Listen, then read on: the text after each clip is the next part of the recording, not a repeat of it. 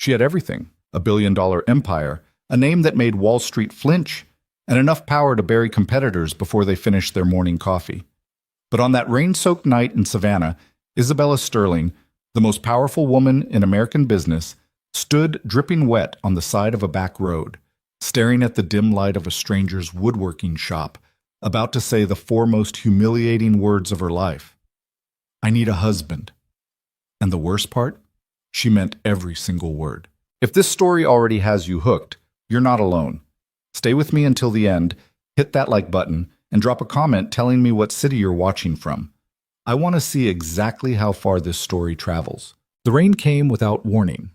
One moment, the Georgia sky was the color of old pewter, heavy and low, pressing down on the city of Savannah like a fist. The next, it opened up completely. A wall of water that turned the evening into something close to night, hammering the asphalt, flooding the gutters, turning the Spanish moss on the oak trees into dark, dripping curtains. Isabella Sterling didn't notice until her windshield went completely white. She hit the wipers. They smeared more than they cleared. She leaned forward over the steering wheel, squinting through the glass at a road she barely recognized, because this wasn't a road she was supposed to be on. Her driver, Marcus, had called in sick that afternoon. Her assistant, Priya, had offered to arrange a car service. Isabella had waved her off. "I can drive myself," she'd said, in that tone she used when she considered a conversation finished. She was regretting that now. The Macon Highway exit had looked familiar on the GPS, but somewhere between the third missed turn and the moment the rain became a genuine disaster, she'd ended up on a two-lane road with no streetlights, and trees so thick on either side they formed a tunnel of darkness. The GPS was recalculating. It had been recalculating for 4 minutes. Isabella was beginning to suspect it had given up on her entirely, which would make it the third thing that day to do so. The car shuddered. Not a gentle shudder, a violent mechanical convulsion that ran through the chassis like a death rattle. The steering wheel yanked hard to the right. Isabella gripped it with both hands and pulled back, jaw clenched, heart slamming against her ribs. She managed to guide the car off the road and onto a gravel shoulder before it died completely. Engine just stopping the way a conversation stops when someone says something unforgivable. Silence. Rain on the roof. The tick of the cooling engine. Isabella sat perfectly still for a moment, both hands still on the wheel, staring straight ahead at nothing. Then she reached for her phone. No signal. She stared at the single bar that flickered in and out of existence like it was mocking her. She held the phone up toward the roof of the car. She angled it toward the window. She did the thing everyone does in moments of cellular desperation. She moved it in slow, deliberate circles, as if the signal were a shy animal she could coax out of hiding. Nothing. She set the phone down on the passenger seat and looked out the rain-blurred window. Through the downpour, maybe 200 yards ahead, she could see a light. Not the kind of light that meant a gas station or a diner. It was dimmer than that, warmer, the yellow-orange glow of something happening inside a building rather than a sign meant to attract attention. A workshop, maybe. A garage.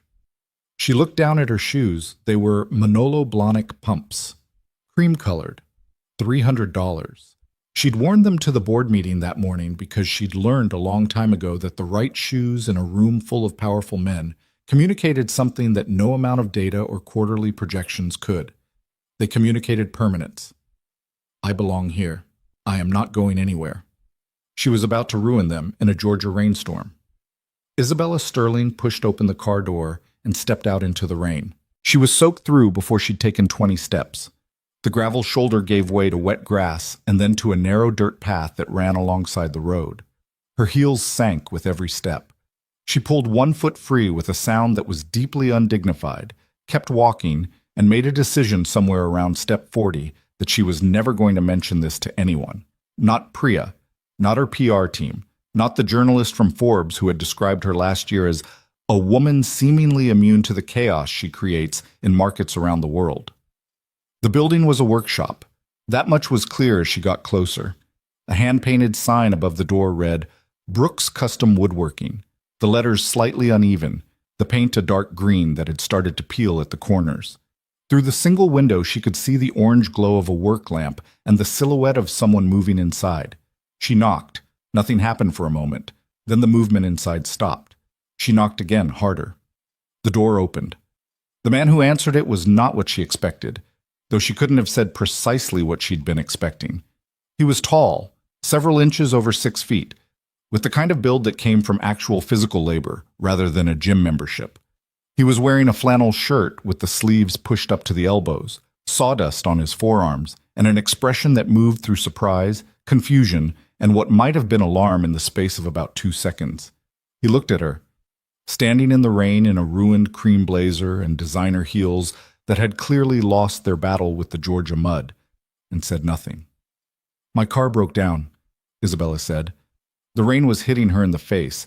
She refused to look anything other than composed. "About 200 yards back on the road. I don't have cell service. I need to call for help." The man blinked.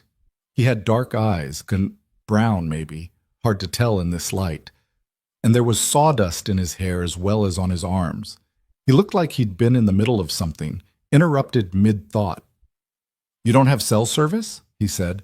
"That's what I said." He glanced past her toward the road, as if confirming that she had, in fact, arrived from the direction of nowhere in particular. Then he stepped back from the door. "Come in," he said, "before you drown." The workshop smelled like pine and linseed oil and something else underneath.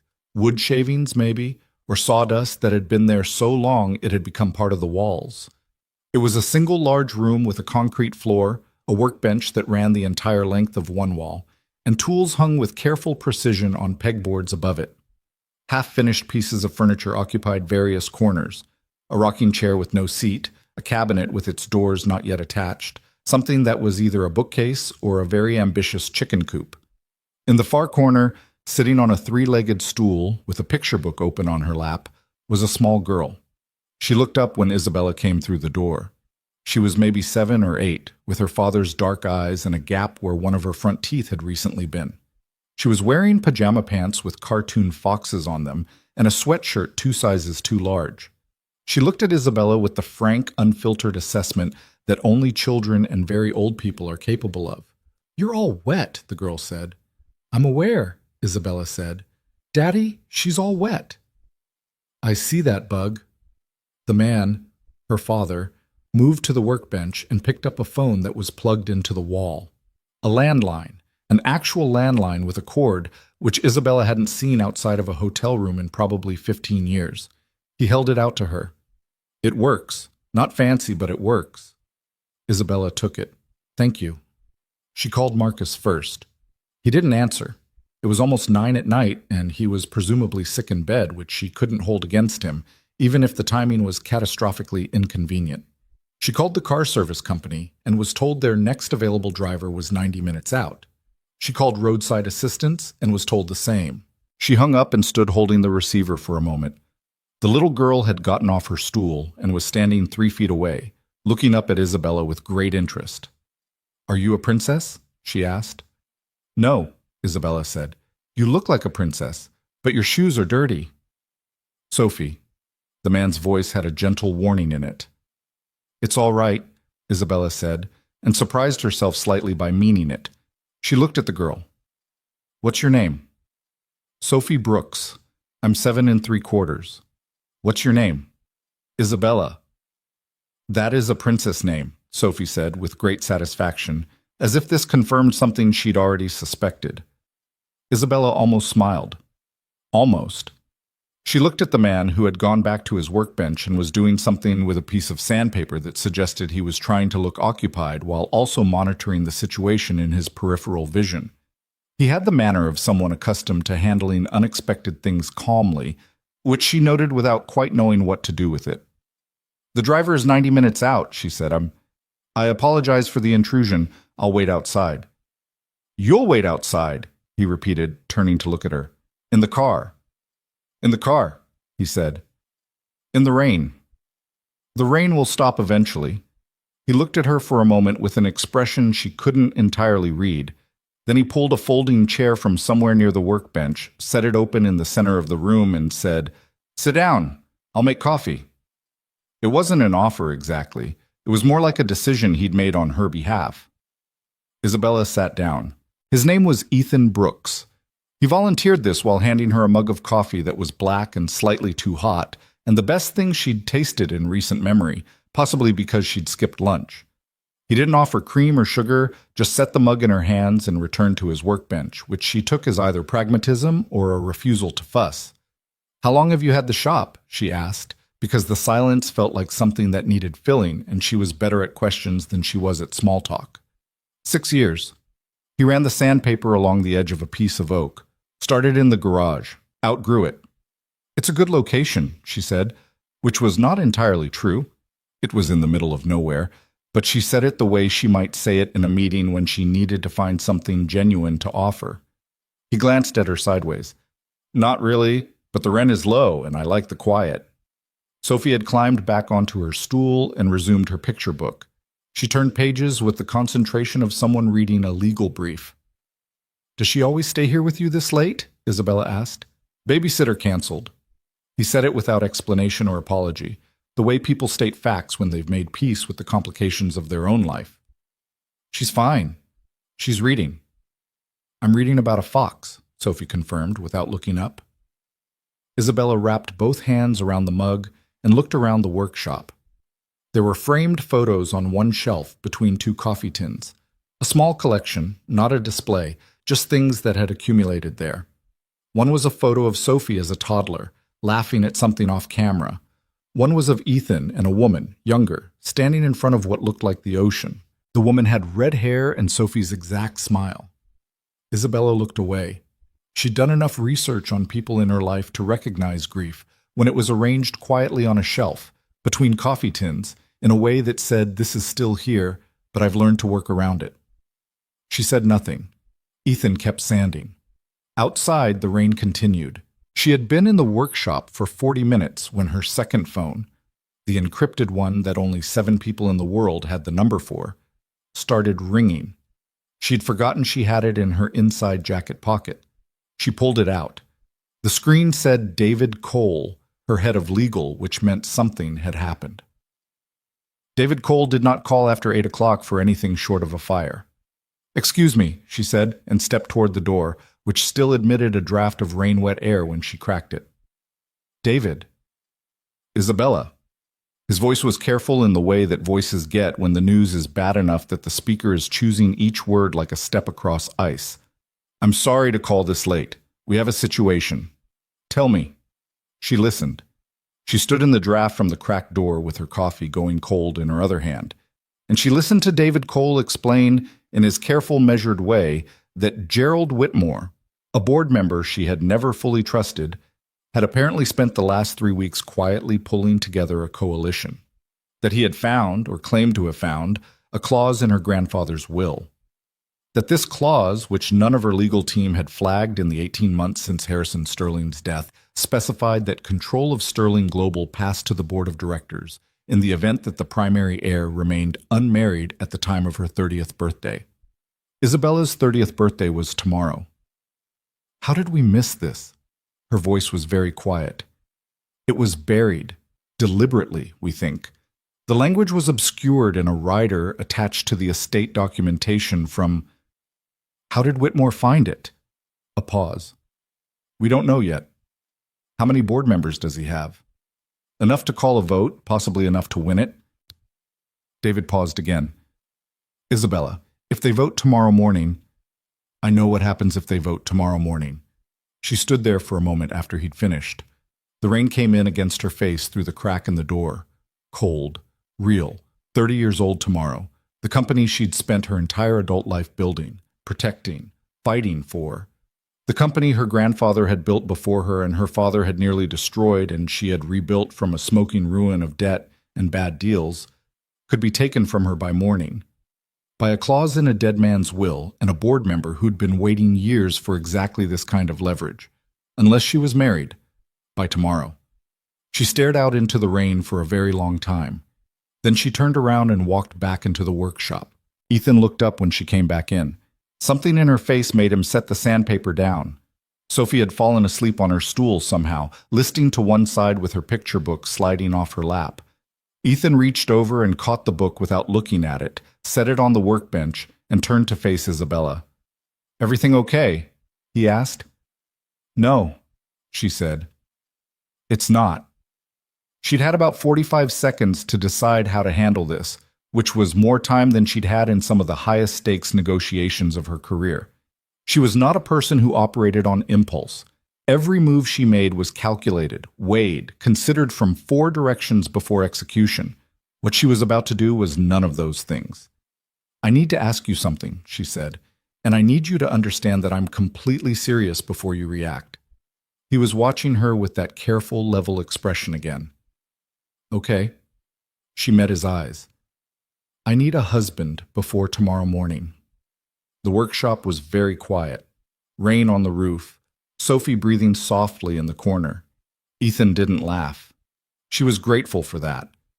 He didn't look at her like she'd lost her mind either, or if he did, he kept it off his face. He just looked at her steadily, the way he'd looked at everything since she'd walked in his door, with the unhurried attention of someone who wasn't going anywhere and wasn't easily rattled. You're serious, he said finally. I told you I was. You don't know me. I know your name is Ethan Brooks.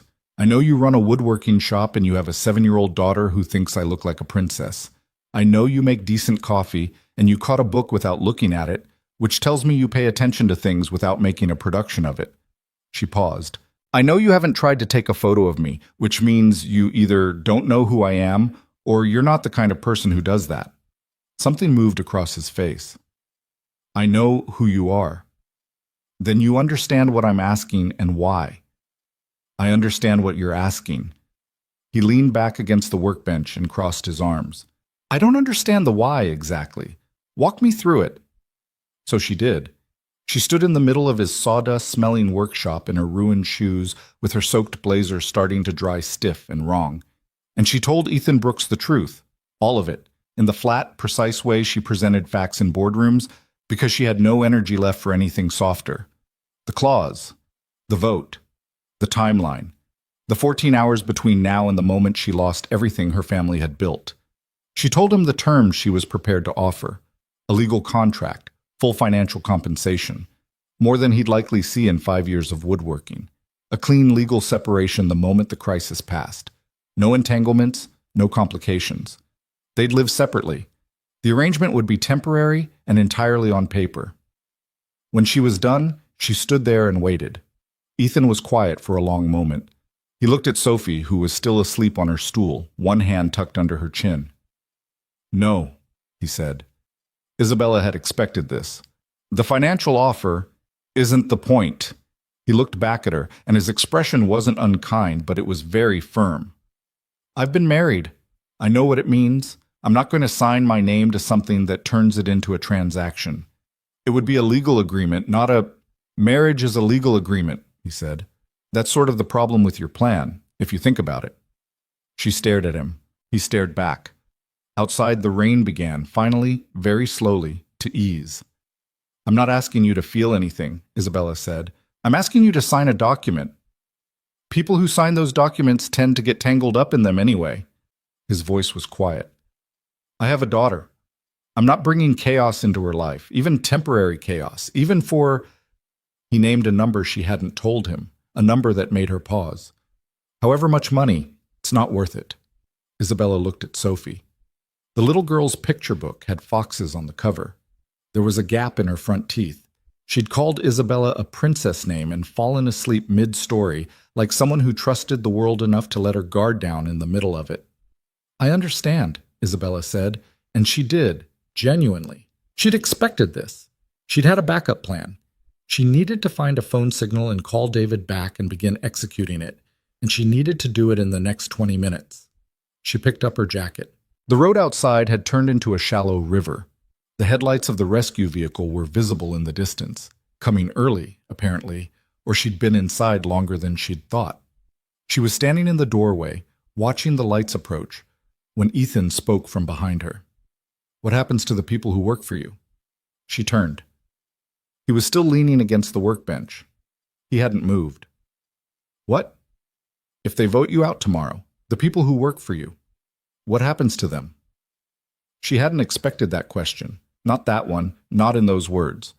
She turned it over for a moment before answering. Sterling Global employs about 14,000 people directly, more through contractors and suppliers. She paused. Whitmore's group wants to restructure. That's their word for it. The last company Whitmore restructured went from 2,200 employees to 800 in 18 months. Ethan was quiet. I'm not telling you that to manipulate you, she said. I'm telling you because you asked. I know. He was looking at the floor. He had a hand flat on the workbench, fingers spread, the way you brace yourself when you're thinking hard about something that costs something to think about. I know you are. He looked up. What are the actual terms? He asked. All of them, in plain language. She told him. All of it, again, more slowly this time, because something in his posture had shifted, and she recognized when a negotiation had moved into a different phase. He asked questions, specific, practical questions about what would be required of him publicly, how it would affect Sophie, what legal protections would be in place, what the exit looked like. The questions were good. They were the questions of someone who thought carefully about consequences. She answered everyone. When she was done, he was quiet for a long time. Sophie stirred in the corner, resettled herself on the stool without waking, one hand reaching out automatically as if searching for something to hold. She found the edge of her picture book and held on to it. Ethan watched his daughter. 6 months, he said finally. That's my limit. 6 months and then it ends, cleanly, no complications. Sophie and I go back to our life. 6 months, Isabella agreed. Her voice came out steadier than she felt. And she doesn't find out the truth. She's 7. She doesn't need to understand the mechanics. He paused, working through it. We're 2 people who met and decided to try. That's what she knows. Agreed. And I need it in writing, everything, before 9 o'clock tomorrow morning. I'll have my legal team send documents within the hour. He nodded slowly. He picked up the sandpaper again, but didn't use it, just held it, like something to do with his hands while his head settled around what he'd just agreed to. I don't know your last name, he said. Sterling. Isabella Sterling. He said it like he was testing the weight of it. You were on the cover of Fortune magazine last year? 3 times, actually. I only saw the one. He set the sandpaper down again. Sophie had cut out pictures for a school project and she found one of the magazines in the recycling. She asked me if the lady on the cover was a real person or one of those made-up people. Isabella stared at him. What did you say? I told her she was a real person. He looked up and there was something in his expression that wasn't quite a smile but was in the same neighborhood. I said you were someone who worked very hard and made a lot of decisions. That's... She searched for the right response. Accurate. Sophie said you looked tired. Isabella said nothing for a moment. She wasn't wrong, she said finally. He nodded once, slowly, like that confirmed something he'd already thought. Outside, the rescue vehicle had pulled up on the shoulder. Its headlights lit the rain-wet road in 2 long, pale columns. The driver would be walking up to the car. She had perhaps 3 minutes. I'll have the contract sent to whatever email you give me, she said. My attorney will call to walk you through it. She hesitated, which was not something she typically did at the end of a negotiation. I know this is not what either of us would have chosen. No, he agreed. I will make it as uncomplicated as I can. I keep my word. He looked at her for a long moment, something measuring in it, but not hostile. I believe you, he said, which was not something she'd expected him to say, or something she'd realized she needed to hear until he said it. She gave him her attorney's direct number, wrote her own email on a piece of paper he tore from a notepad on the workbench, and walked out into the thinning rain. She didn't sleep that night. That wasn't unusual. Isabella functioned on less sleep than most human beings could manage without consequences, and she'd always regarded this as an advantage rather than a symptom of anything. Tonight she used the hours productively. She was on the phone with David Cole until 2 in the morning, with her PR team until 3:30, with the attorneys who were drafting the contract until just past 5. Her apartment was on the 34th floor of a building in downtown Savannah that had been designed by an architect who believed that empty space was itself a form of luxury. The ceilings were 12 feet high. The floors were white marble. Every surface was clean and deliberate and beautiful in the way that things are beautiful when they cost enough money and no one is touching them. She stood at the floor-to-ceiling windows and looked at the city lights while she talked, and she thought about Ethan Brooks standing at his workbench holding a piece of sandpaper, and Sophie Brooks asleep on a three-legged stool with her hand reaching out for a picture book in her sleep. She thought about the question he'd asked that she hadn't been prepared for. What happens to the people who work for you? Not what happens to your money, not what happens to your power. The people. She'd been asked that question 100 times in 100 interviews and 100 boardrooms, and she'd always answered it with the kind of fluency that comes from having a very polished answer ready. Something about stewardship, something about responsibility, something that sounded meaningful without costing her anything to say. Ethan Brooks had asked it in a woodworking shop, covered in sawdust, in a flannel shirt, and it had landed completely differently. She pressed her palm flat against the cold glass and watched the city. The wedding was at 10 o'clock in the morning. It was not a wedding. She refused to call it that in her head, even as she was standing in the clerk's office at Chatham County with David Cole on one side and a woman from her PR team on the other, watching Ethan Brooks walk in through the door in a sport coat that looked like he'd found it in a hurry, which, given the timeline, was entirely possible. He had Sophie with him. Isabella hadn't expected that. She'd assumed he'd arrange for someone to take her, but Sophie walked in beside her father in a dress with a yellow collar and her hair in two uneven pigtails, clearly self-done, and looked around the clerk's office with the interested calm of a child who has been brought to an adult place and is making the most of it. She spotted Isabella and her face opened up. "You're here," she said, as if they were old friends reuniting rather than people who had met in a rainstorm approximately 14 hours ago. "Your shoes are clean now." "They are," Isabella agreed. She had worn different shoes. The Manolos were in a bag in her car, probably unsalvageable. "I like your dress." "It has a bow in the back," Sophie informed her. "Daddy tied it, but it came out weird." She turned around to demonstrate. The bow was objectively somewhat lopsided. "It looks fine," Isabella said. Ethan reached her a moment later. He looked at her with that same level, careful expression she was already beginning to recognize. The one that did not reveal very much, but was not attempting to conceal very much either. It was just how his face operated when he was processing something significant. "You okay?"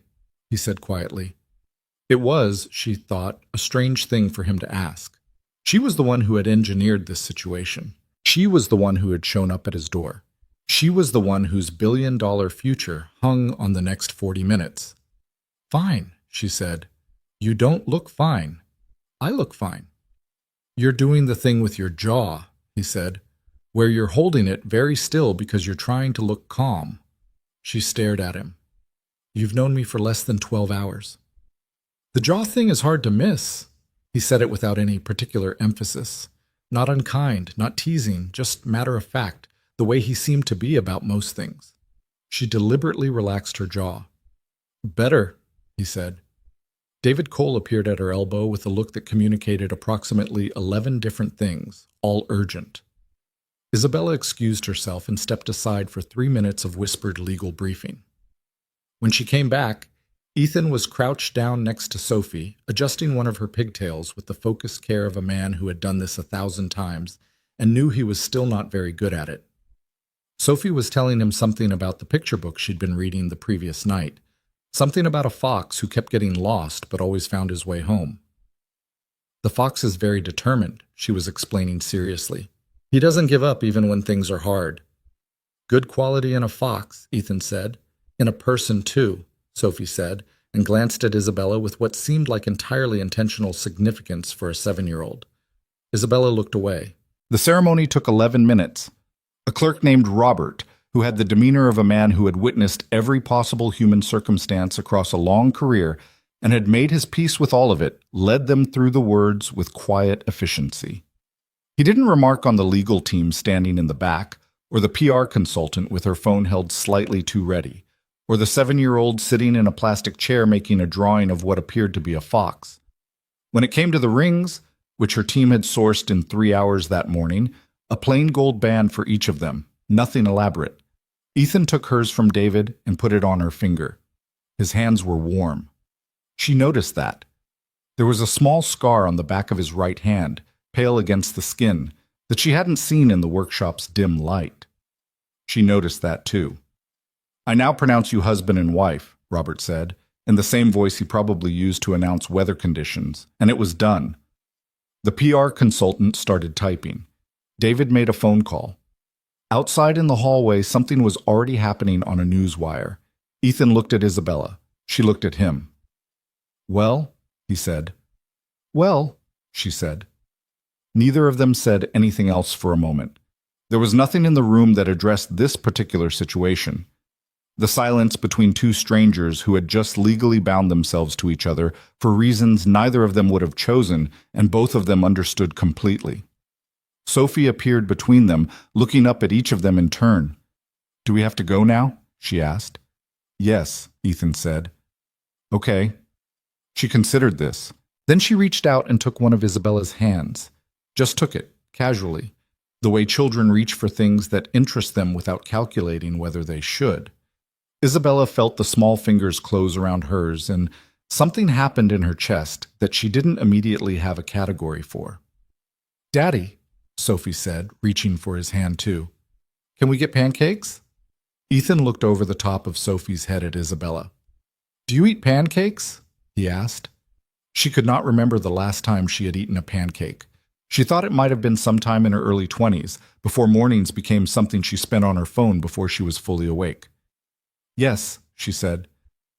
"Okay," Sophie said, satisfied. "Then it's a good day."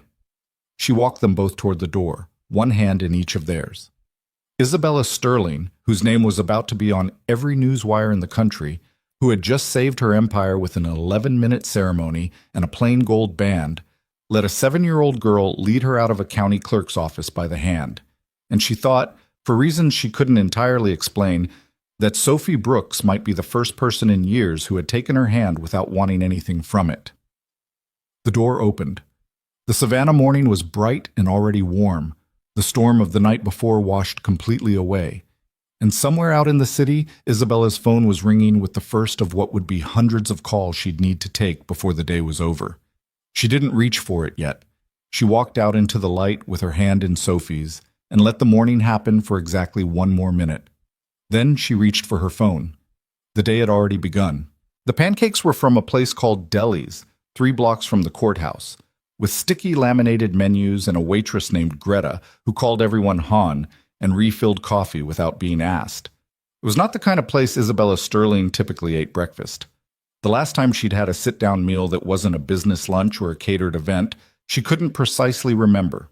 But Sophie had walked them both through the door with the confidence of a regular customer, climbed into the booth by the window, and announced that Deli's had the best blueberry pancakes in Savannah and possibly the world. "We come here on Saturdays," Sophie told Isabella, arranging the sugar packets into a small pyramid. "Daddy always gets the same thing." "Eggs and toast," Ethan confirmed, sitting across from his daughter, and not quite across from Isabella, who had ended up beside Sophie in a way that had happened organically and felt slightly surreal. "Sophie thinks this is boring." "It is boring," Sophie said. "You could get the chocolate chip ones." "I don't want the chocolate chip ones." "Isabella, tell him." Isabella looked at the menu. "The blueberry ones do look better than the eggs." Ethan looked at her over his menu with an expression that said he was mildly surprised she'd taken a side, but wasn't opposed to it. 2 against 1, Sophie announced. "You have to get the fun ones." "That's not how voting works," Ethan said. "It's how breakfast voting works." He ordered the eggs and toast. Sophie looked personally betrayed. Greta refilled Isabella's coffee and winked at her in a way that suggested she found the whole table charming, which Isabella filed away under things that don't usually happen to me. She ordered the blueberry pancakes because she'd said she would, and also because she hadn't eaten since a granola bar at 7 the previous morning, and her body was beginning to make its displeasure known in very direct terms. Outside the window, Savannah went about its Tuesday business. Pedestrians, delivery trucks, a man walking a dog that appeared to be some elaborate crossbreed of 3 incompatible species. Her phone had rung 4 times since they'd sat down. She'd let all 4 go to voicemail, which was not a thing she did, ever. And the sensation of watching calls accumulate without answering them was mildly physical, like something pressing against the inside of her sternum. But Sophie was telling her about the Fox book, and the pancakes, when they came, were genuinely excellent. And Ethan was watching his daughter talk with the particular quality of attention that Isabella had noticed in the workshop: present, complete, unhurried. Like Sophie was the most interesting thing in any room she happened to be in, which Isabella was beginning to think she probably was. They ate breakfast. The morning moved around them. It was for 40 minutes nearly normal. Then David Cole called for the fifth time, and Isabella excused herself and stepped outside, and the day she'd actually been bracing for finally arrived. The story had broken at 9:47 a.m. while they were still in the clerk's office. By the time they finished breakfast, it had been picked up by 43 news outlets. By early afternoon, the words Isabella Sterling and secret marriage were sitting at the top of trending searches in 6 states. The photos were inevitable.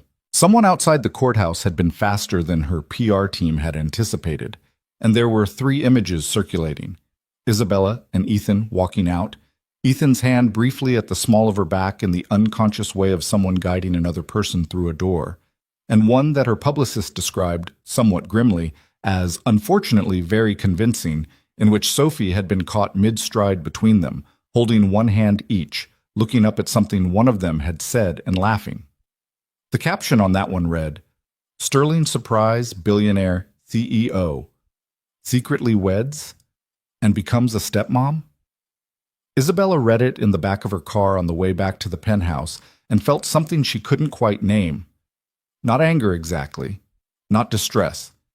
Something more complicated, something that had to do with the gap between the photograph and the reality, and the strange, unsettling fact that the photograph looked like something real. Her phone rang. She answered it.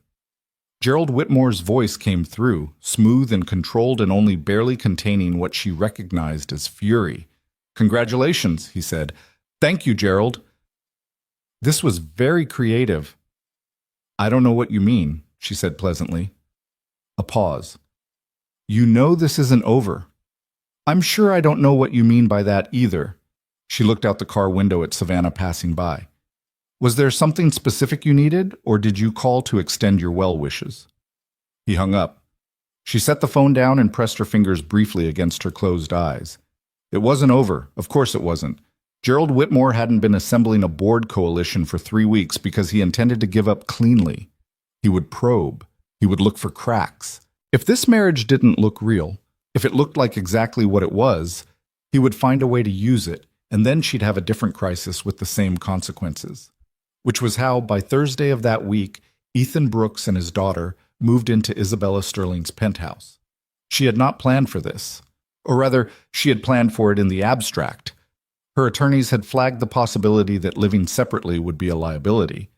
But she had not planned for what it would actually look like when Ethan arrived with 2 large duffel bags, a toolbox, a cardboard box of Sophie's things, and a child who walked into the 34th floor penthouse, looked up at the 12-foot ceilings, and said, in a voice of tremendous awe, "It's like living inside a cloud."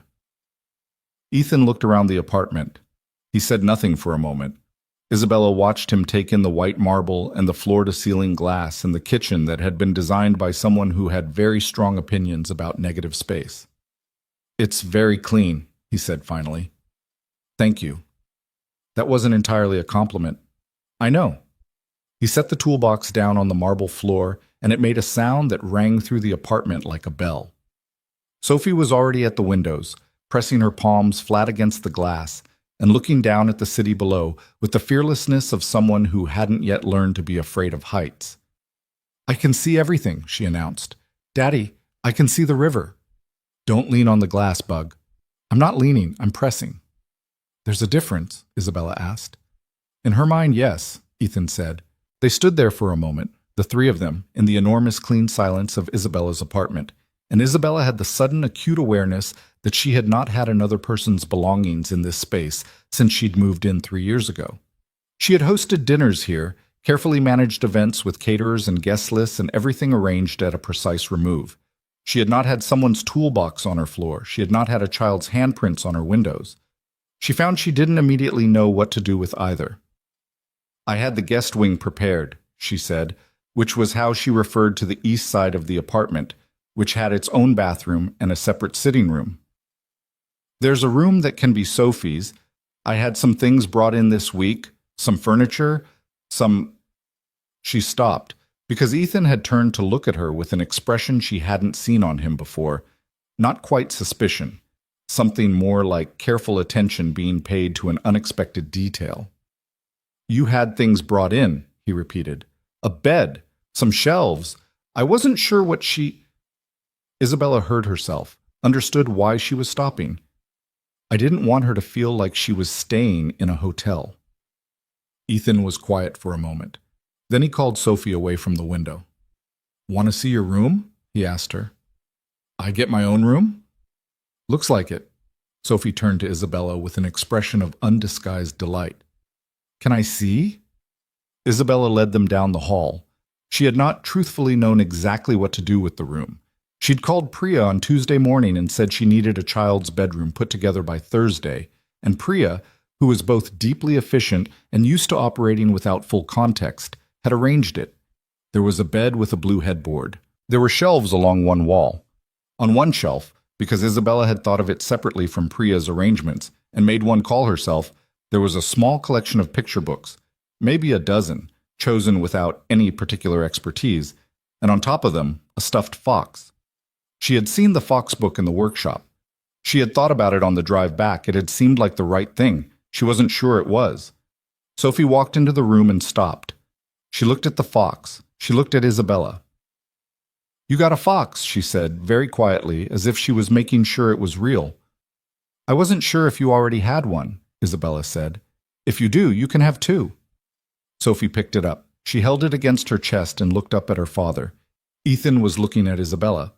Something had shifted in his expression, something she couldn't precisely name, a slight softening around the edges of that careful, guarded quality. Thank you, Sophie said, still holding the fox. You're welcome, Isabella said. It came out more quietly than she intended. The first week was the most difficult. Not because of any single dramatic crisis, though those existed. It was the accumulated friction of two completely different ways of living colliding inside one very expensive apartment. Ethan cooked, which Isabella had not anticipated, not just competently, but with what she recognized as genuine skill, taking over her kitchen on the second night and producing something with chicken and roasted garlic that made the apartment smell like something entirely unfamiliar, warm and domestic and slightly overwhelming. He and Sophie ate at the kitchen table with plates and conversation and the ordinary small arguments about whether Sophie had to eat her broccoli, and Isabella stood in the doorway in a suit she hadn't changed out of yet, at 7:30 on a Thursday evening, and felt strangely like she was looking at something through a window. Are you going to stand there or eat? Ethan said, without looking up. I have calls at 8. That's 20 minutes. Sit down. She sat down. Ethan served her without asking what she wanted, which was mildly presumptuous, and also meant she didn't have to make a decision, which she realized after the fact she'd needed. Sophie talked for most of the meal about her school and a best friend named Phoebe and a class hamster named Governor, whom she clearly considered both a personal acquaintance and a minor celebrity. Isabella ate the chicken, which was very good, and contributed enough to the conversation to not feel like a guest in a restaurant, and by the end of it, something in her shoulders had dropped about an inch. She made her 8 o'clock call from the study. When she came out at 9:30, the kitchen was clean, and Sophie was in her room, and the apartment was quiet in a different way than it had been before. Not the silence of an empty place, but the silence of a place where people were sleeping. She stood in the kitchen for a moment.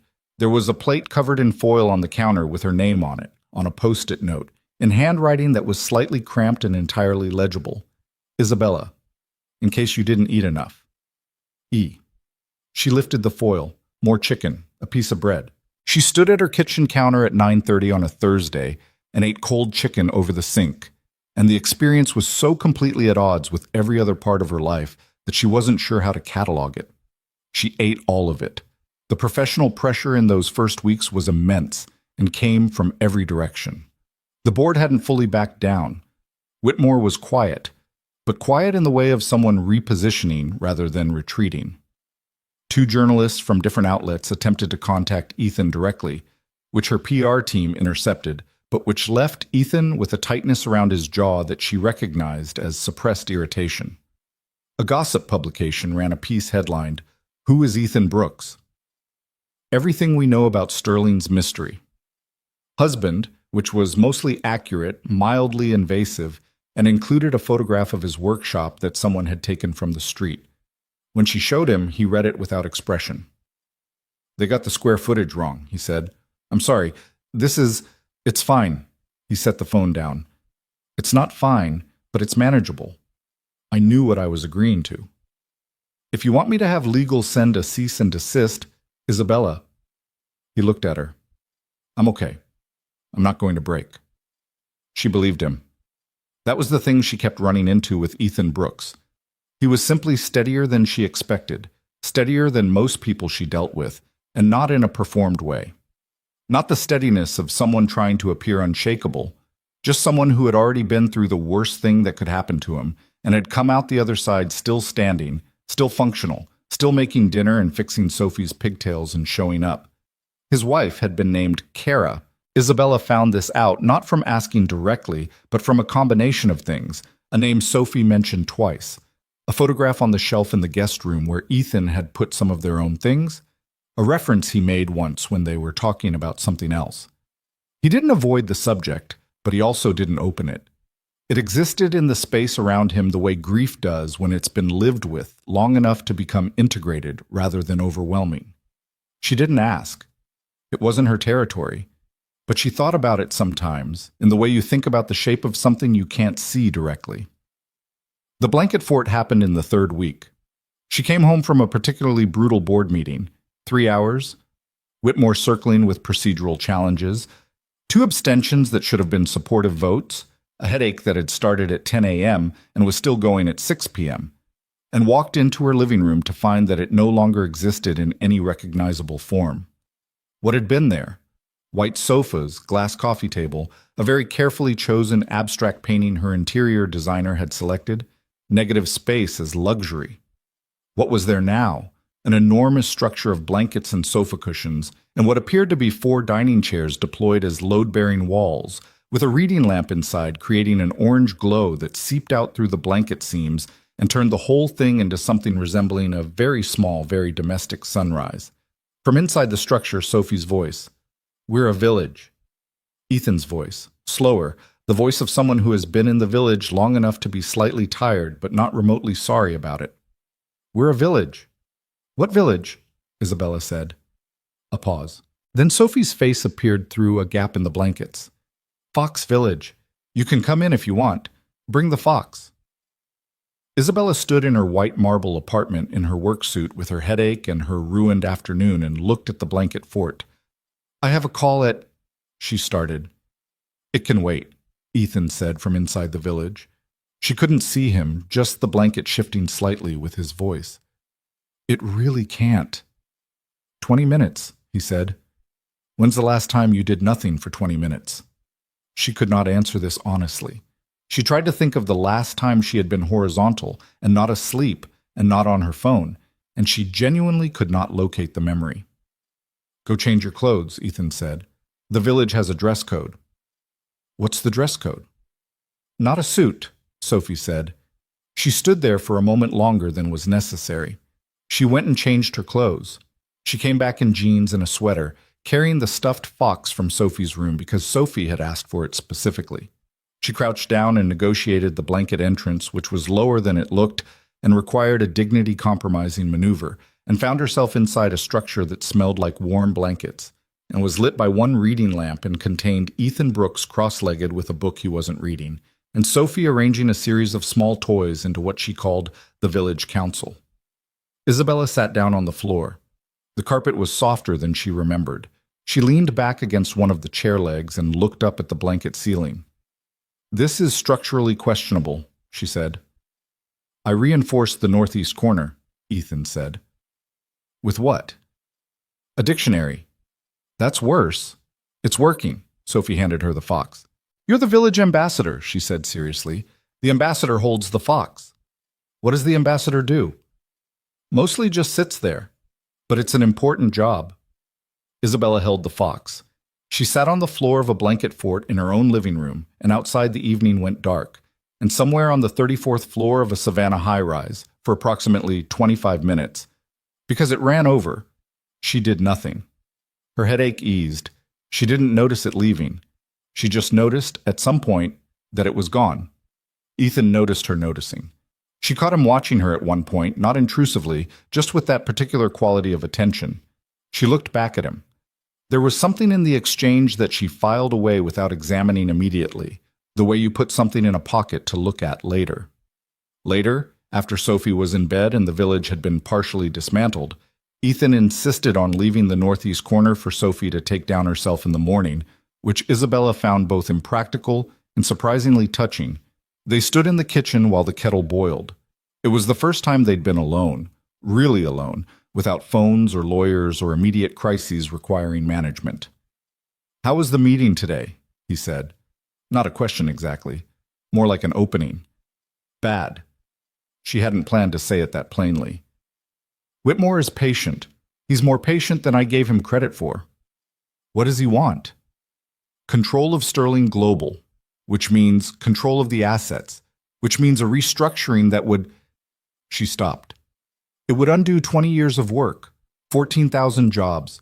My grandfather built that company from 15 employees and a line of credit. I rebuilt it when my father—" She stopped again. Ethan poured the water. He handed her a mug. "When your father what?" he said. She looked at the mug for a moment. She didn't talk about her father. She had a very effective policy of not talking about her father, built over years and enforced consistently. "My father ran Sterling Global for 8 years between my grandfather's death and my taking over," she said. "He was not a good steward of it. By the time I had the legal standing to push him out, the company was carrying $900 million in bad debt and 3 ongoing SEC investigations." She paused. "He's been in Florida for 6 years now. He's not in the picture." Ethan was quiet. "I'm sorry," he said. Not the performative kind, just the words, simply placed. "Don't be. I handled it." "You handled it," he said. "That's not the same as it being okay." She looked at him. He was leaning against the counter with his mug, not looking at her with the slightly aggressive compassion that people sometimes deployed when they wanted her to feel something on their schedule. Just present, available, if she wanted to continue, not demanding that she did. She changed the subject. He let her. But she thought about what he'd said later, lying awake in the enormous silence of her bedroom. That's not the same as it being okay.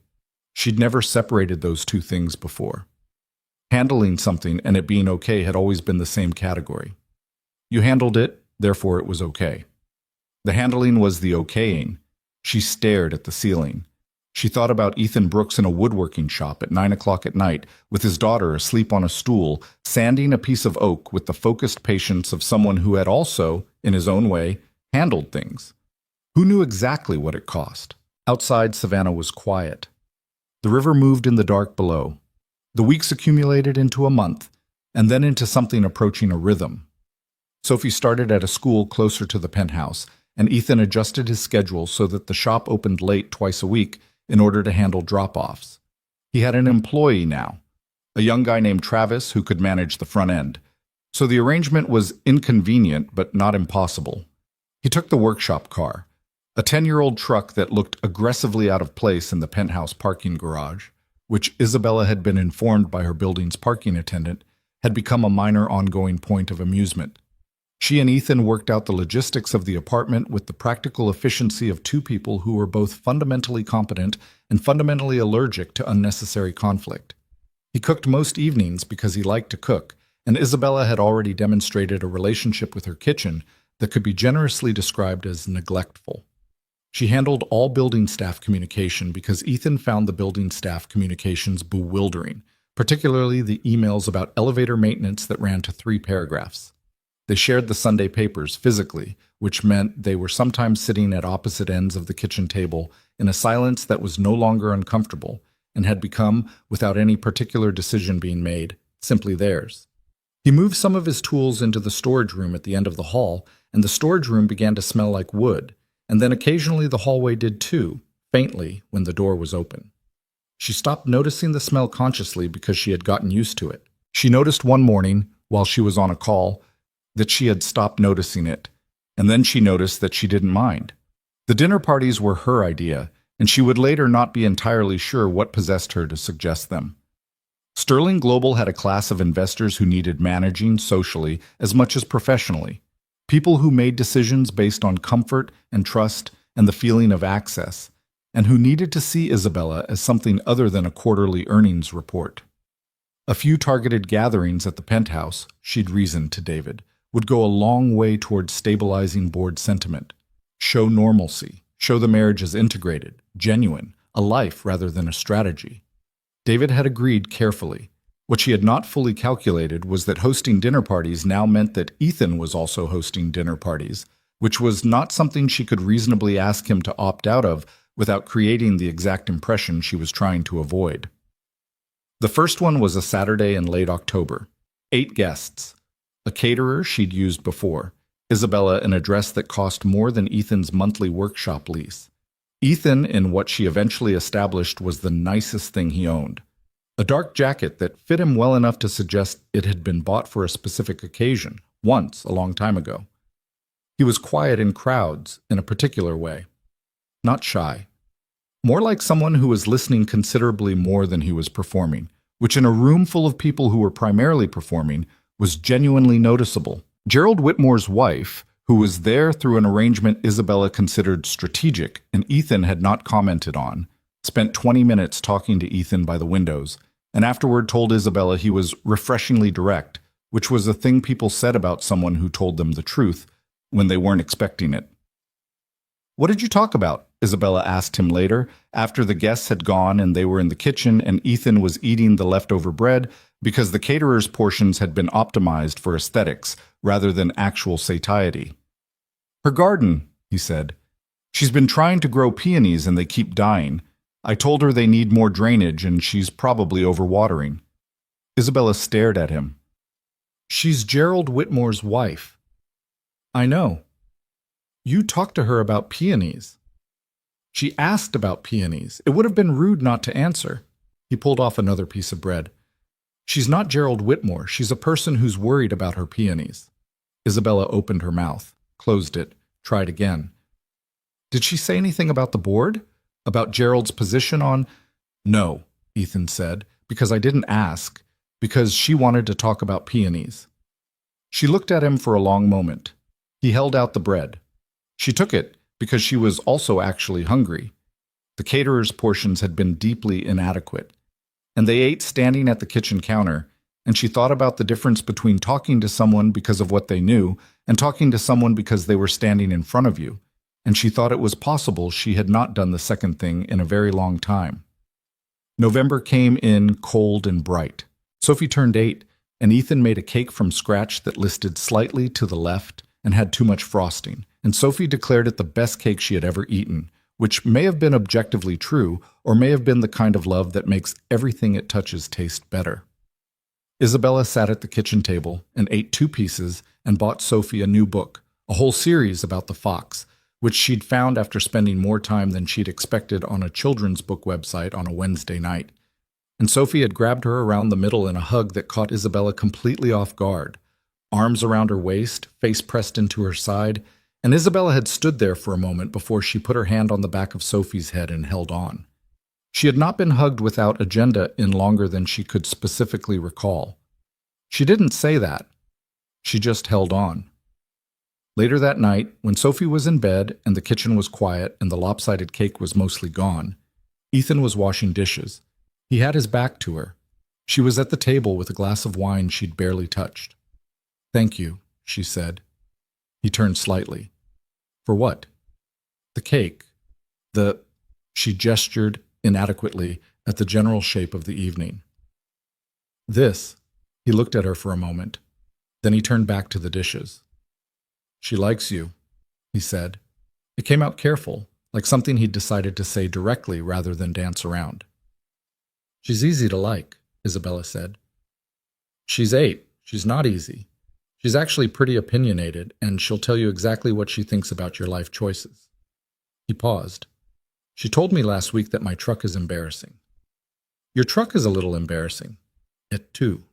He turned off the tap, dried his hands on a dish towel, turned around and leaned against the counter, in the way he always did when a conversation was going to last more than 30 seconds. She's not easy to warm up to strangers. She hasn't been, since her mom. He said it plainly, without drama, the way he handled most things. She warmed up to you fast. Isabella didn't know what to say to this. She was aware of the weight of it, the particular specific weight of what it cost Ethan to say it, and she didn't want to say something that would reduce it. I'm not sure I know how to be around children, she said finally. I'm figuring it out as I go. Yeah, he said. I can tell. Is that bad? No. He picked up his own glass. She can tell too. She likes that you're figuring it out. It means you're actually trying, not just performing. Isabella thought about that for a long time after she went to bed. She lay in her enormous bedroom in her enormous apartment, and she thought about Sophie sleeping down the hall with the stuffed fox and the books about the determined fox who always found his way home. And she thought about Ethan in the room between them, which was the guest room, and had his toolbox on the floor and his one photo of Kara on the shelf, and probably his own version of sleeplessness that she hadn't asked about and he hadn't offered. She thought about the gap between performing and trying. She had been performing at some version of her life, at some version of herself. For so long she wasn't entirely sure she could locate where the performance had started and the actual thing had begun, or if the actual thing was still there at all underneath it. She stared at the ceiling. The city made its distant sounds below. November pressed cold against the glass. She was 40 days into a marriage that was not a marriage, living with a man she barely knew and a child who had decided to trust her, and something was shifting in her chest in a way she didn't have language for yet. Something slow and structural, like the way ground shifts before anyone notices an earthquake has begun. She wasn't ready to name it. She turned off the light. She lay in the dark and listened to the apartment breathe around her, the small, unmistakable sounds of a place that was no longer empty. And sleep came eventually, softer than usual, like something that had been standing outside for a long time and had finally decided to come in. December arrived the way it always does in Savannah, not with the dramatic cold snap of northern cities, but with a slow, creeping chill that settled into the mornings and stayed there. The Spanish moss going still on the oaks, the river taking on a darker color, the city pulling its collar up without quite admitting it was cold. The penthouse caught the winter light differently than it had in October, longer shadows through the floor-to-ceiling windows, the afternoon going gold earlier and fading faster. And Isabella noticed this because she was, for the first time in years, actually home during the afternoons occasionally, which was new enough to still register. The rhythm of the apartment had changed again without any single decision being made. Sophie had acquired a second stuffed animal, a rabbit she'd named Gerald, which Ethan found mildly hilarious for reasons he explained to Isabella in a low voice one evening. And Isabella had to press her lips together to keep from laughing because Gerald Whitmore was currently her most serious professional adversary, and the idea of him being immortalized as a stuffed rabbit by an 8-year-old felt like a specific kind of justice. Sophie had arranged Gerald and the fox on her shelf in what she called their important positions, and she'd also started leaving her school things on the kitchen table, and her shoes by the door, and her drawings on the refrigerator, which Isabella had not planned for and did not remove. She'd told Priya to order a set of proper refrigerator magnets. Priya had not asked why. The professional landscape that December was a sustained, grinding pressure that never quite resolved into open confrontation. Whitmore had gone quiet in a way that David Cole described as strategic regrouping, and Isabella described as loading the gun somewhere I can't see it. 2 board members who had been reliable votes in her favor had suddenly become unreachable, not hostile, just unavailable, which was its own kind of message.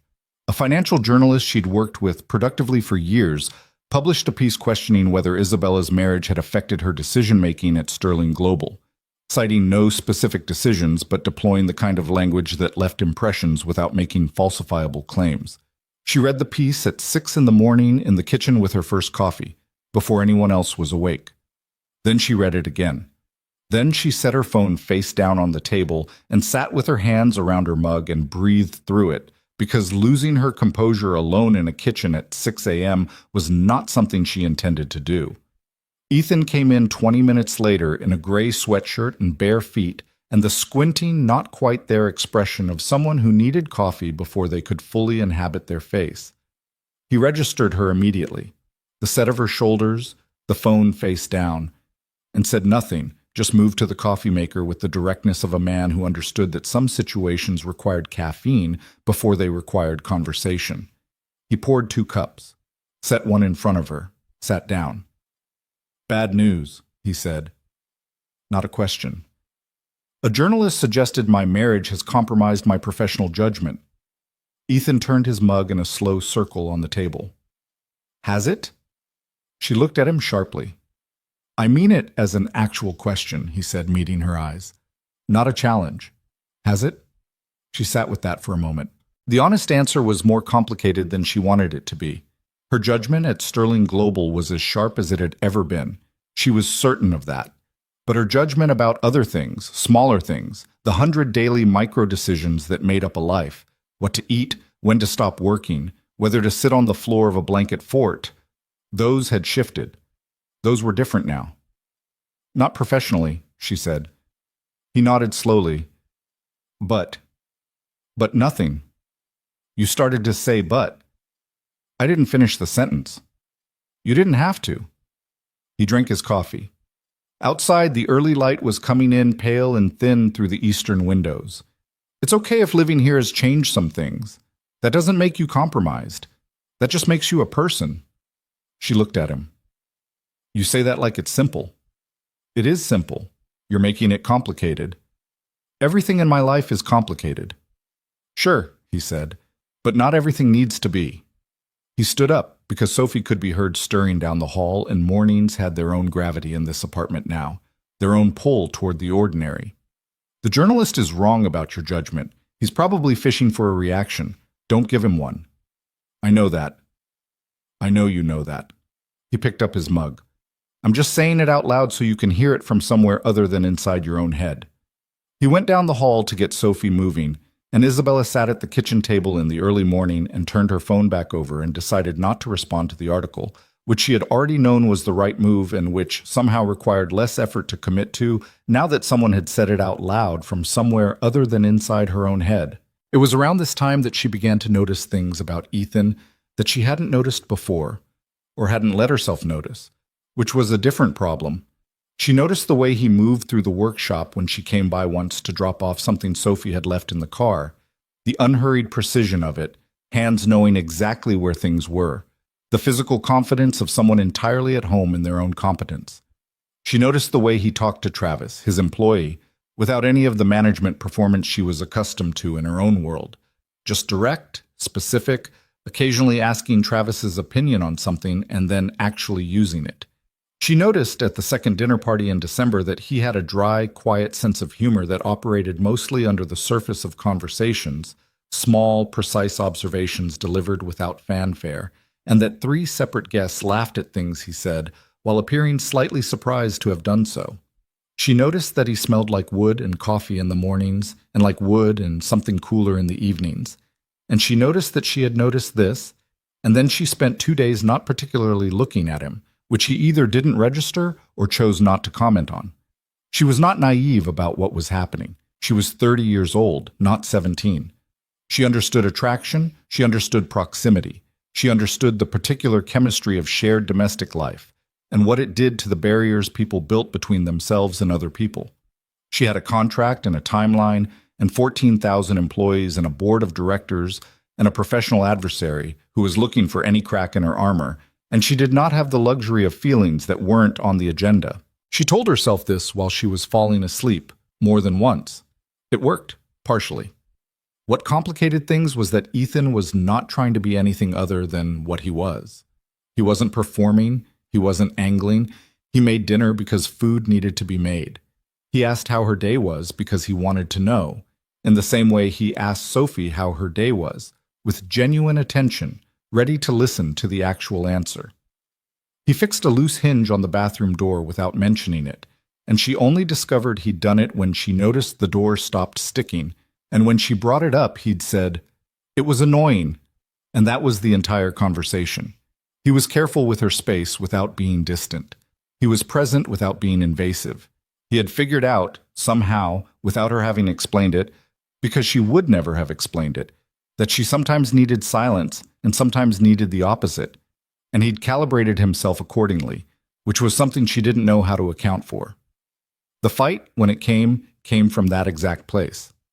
It was a Wednesday night in the second week of December, and she'd been in back-to-back calls since 7 in the morning and had missed Sophie's winter performance at school, which she'd said she would try to attend and then hadn't, because a call with a Singapore investment group had run 40 minutes over, and by the time she was free, the performance was done, and Sophie was home with a program she'd saved for Isabella and a careful, studied expression that was trying not to be disappointed and not entirely succeeding. Ethan had not said anything that evening. He'd made dinner, they'd eaten, Sophie had gone to bed, but there was a quality to the silence afterward, when they were in the kitchen, that was different from their usual silence, not comfortable, weighted in a way she could feel. "Say what you're thinking," she said. "I'm not thinking anything particular." "Ethan?" He set down the dish he was drying, turned to face her, leaning back against the counter in that way he had, arms crossed, but not defensively, more like he was holding himself still. "She saved you the program," he said. "I know." "She told her teacher her mom was coming." Isabella felt the word land. Not stepmother, not her dad's wife. Her teacher. Mom. "I didn't know she said that," Isabella said quietly. "I know you didn't." He picked up the dish again, put it away, the small, deliberate action of someone channeling something into a task. "I'm not blaming you for missing it. Things run over. That happens. But she's 8. He turned back. "And she's starting to count on you, and that means when something doesn't happen, it lands harder than it used to." Isabella felt something tighten in her chest. "I have obligations that—" "I know you do. I knew what your life was when we made this arrangement." His voice was level, not cold, not angry, just deliberate. "But I need you to understand that Sophie doesn't fully understand the arrangement. To her, you're just—" He paused, finding the words carefully. "You're just someone who lives here and eats dinner with us and reads with her on Sunday mornings. She doesn't have context for the rest of it." "You think I should pull back," Isabella said. Her voice was careful. "I think you need to decide what you're doing," he said, "because right now you're in, and I need to know if you're actually in, because she is." The silence between them was long enough to be uncomfortable. "That's not a fair thing to ask me," Isabella said finally. "No," he agreed. "It's not. But Sophie's 8, and she can't ask it herself, so I'm asking it." Isabella looked at the refrigerator. Sophie's drawings were there. 3 of them, clipped with the magnets Priya had ordered. A fox. A tall building. 3 stick figures, 2 large and 1 small, labeled in Sophie's handwriting with extreme specificity. Daddy, Isabella, me. She looked at those stick figures for a long moment. "I'll be at everything from now on," she said. "Whatever can be moved gets moved. Whatever can't, I'll tell her in advance so she's not waiting." Ethan watched her. "That's not a small thing," he said, "in your life." "I know what it is in my life." Something shifted in his expression, the careful guardedness easing, not disappearing but making room. "Okay," he said. "Okay," she said. It wasn't resolved exactly, in the way that things between 2 people who are figuring each other out don't resolve so much as they deposit themselves into the ongoing record of what you know about someone, the way you know them, the way you're learning to account for them.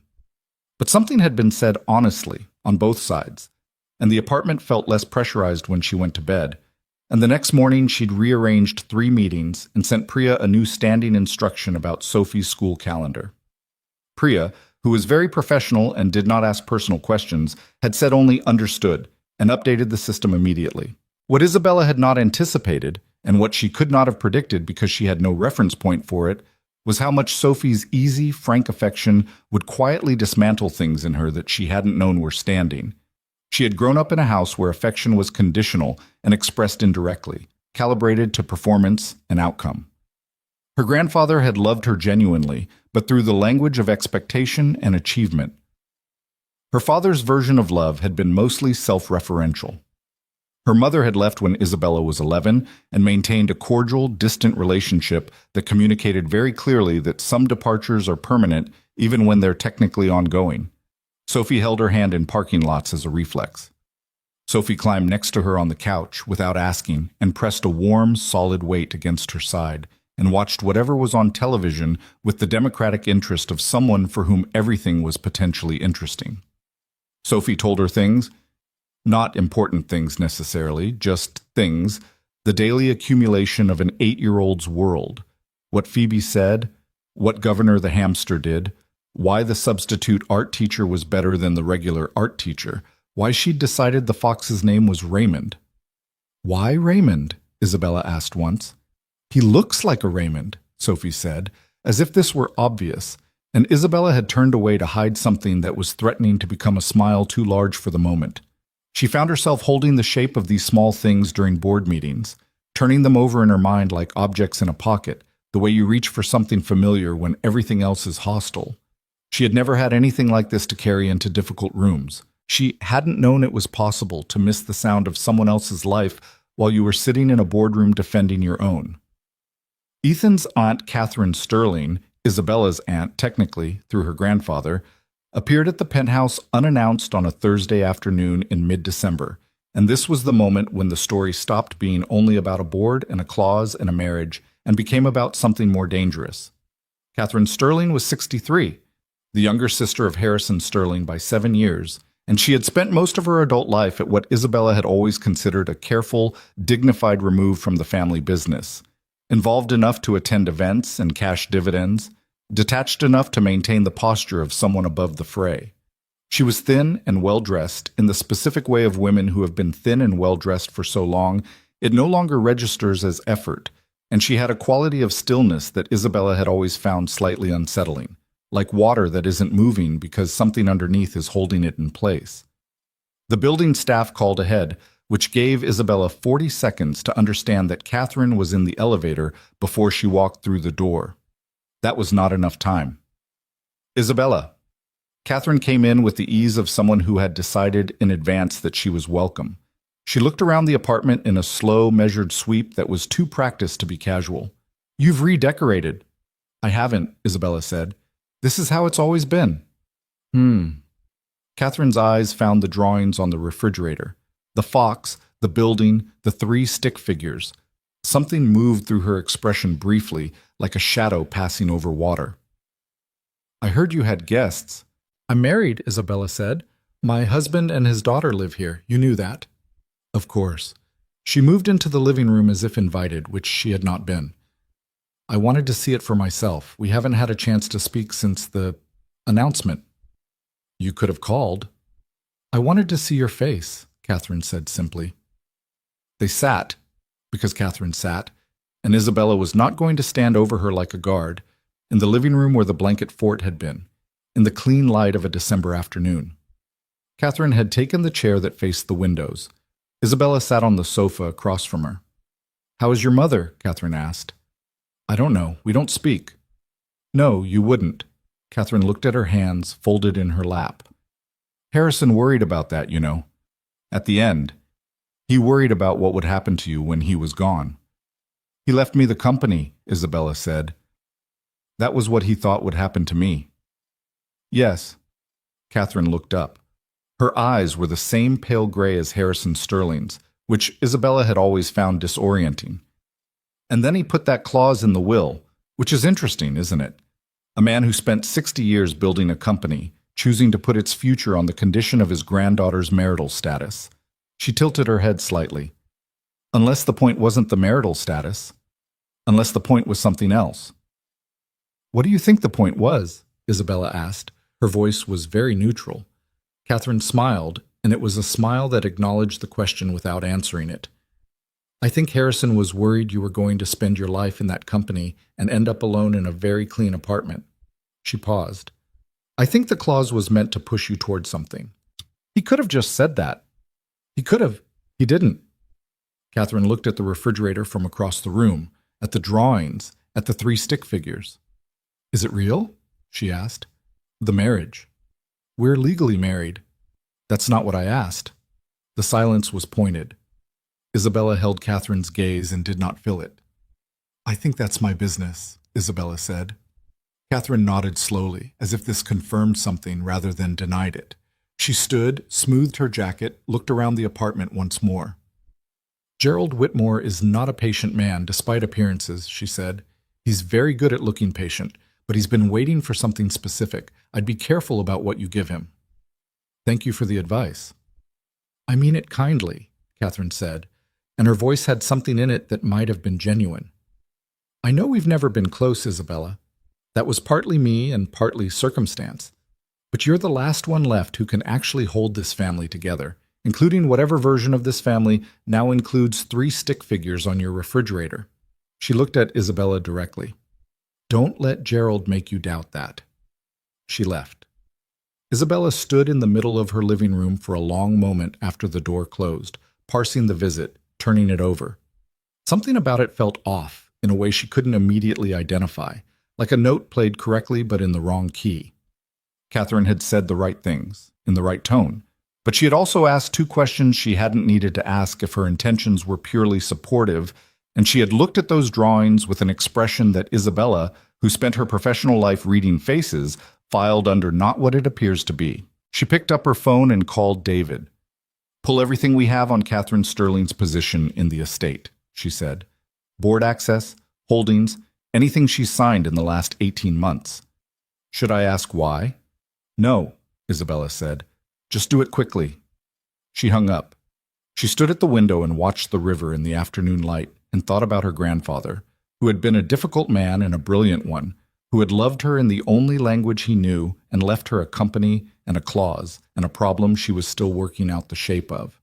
She was still at the window when Ethan came home with Sophie at 4:30, the door opening with the familiar sounds of Sophie's bag hitting the floor and her shoes being kicked off toward the mat, and her voice carrying that particular after-school energy of someone who has been holding information in all day and now needs to release it. Isabella, Governor escaped today? Isabella turned from the window. What? He got out of his cage during reading time and Phoebe stepped on him, but not really stepped on him, more like almost stepped on him, and then he hid behind the bookshelf for 40 minutes, and Mrs. Reeves couldn't teach anything because everyone was looking for Governor. Sophie dropped her jacket over the back of the kitchen chair, which was her default landing zone for the jacket and had been since day 1. It was the best day. Is Governor okay? He's fine. He looked smug. Ethan came in behind her, caught Isabella's expression, the residue of the afternoon's conversation still visible in it, apparently, and filed it for later with a slight tilt of his head that meant, we'll talk. They talked after Sophie was in bed, in the kitchen, the lights low, the apartment quiet around them. She told him about Catherine's visit. She told him about the feeling that wouldn't settle, the note in the wrong key. He listened the way he always listened, fully, without interrupting, letting her get through the whole thing before responding. Trust your instinct, he said. My instinct is that she's either genuinely concerned about me or she's positioning for something, and I can't tell which. You usually can tell. I know. She pressed her fingers briefly against her temple. That's what bothers me. Maybe she's both, he said.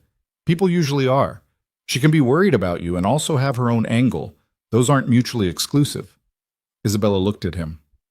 When did you get good at reading people? I've been in a woodworking shop for 6 years, he said. Customers come in wanting one thing and asking for another constantly. You learn to listen to the gap between what people say and what they need. She considered that. What's the gap in what I say and what I need? He looked at her for a moment in that steady, undeflectable way. Right now, he said, you need someone to tell you you're not wrong to be suspicious, and you need someone to tell you you're going to be okay, and you need both of those things without having to ask for them. She stared at him. You're not wrong to be suspicious, he said, and you're going to be okay. She looked away first. She looked at the table, at her hands on the table, at the grain of the wood that Ethan had noticed once and identified by species in a way that had impressed her more than he knew. Thank you, she said. Her voice came out thinner than she intended. Yeah, he said, which was how he accepted gratitude, without deflecting it but without making more of it than it was. She went to bed and did not sleep well. She lay in the dark and thought about Catherine and Whitmore and the claws and her grandfather, and she thought about Sophie's drawing on the refrigerator, the three stick figures standing together in a child's confident line. And she thought about Ethan sitting across from her in a low-lit kitchen saying, "You're going to be okay," with the straightforward certainty of someone who believed what they were saying. She wanted to believe it. She wanted to believe it in a way that surprised her, in a way that wasn't professional or strategic or calculated, just a plain, undefended wanting, the kind that comes from somewhere you don't control. That was when she knew something had changed, not when it was convenient, not when it fit the plan, not when she had space and safety for it. Lying in the dark on a Tuesday night in December with Catherine Sterling's face in her memory and Gerald Whitmore's silence pressing in from every direction, she recognized that the thing growing in her chest when Ethan talked to her had a name, and the name was going to be a problem, and she was not ready for it. And it was happening anyway. She turned over. She pressed her face into the pillow. Down the hall, Sophie was asleep with her fox and her rabbit and her books about the fox who never gave up. In the room between, Ethan was, she didn't know, maybe asleep, maybe not, maybe staring at his own ceiling with his own version of the thing that was not on the agenda. She didn't let herself think about that, not yet.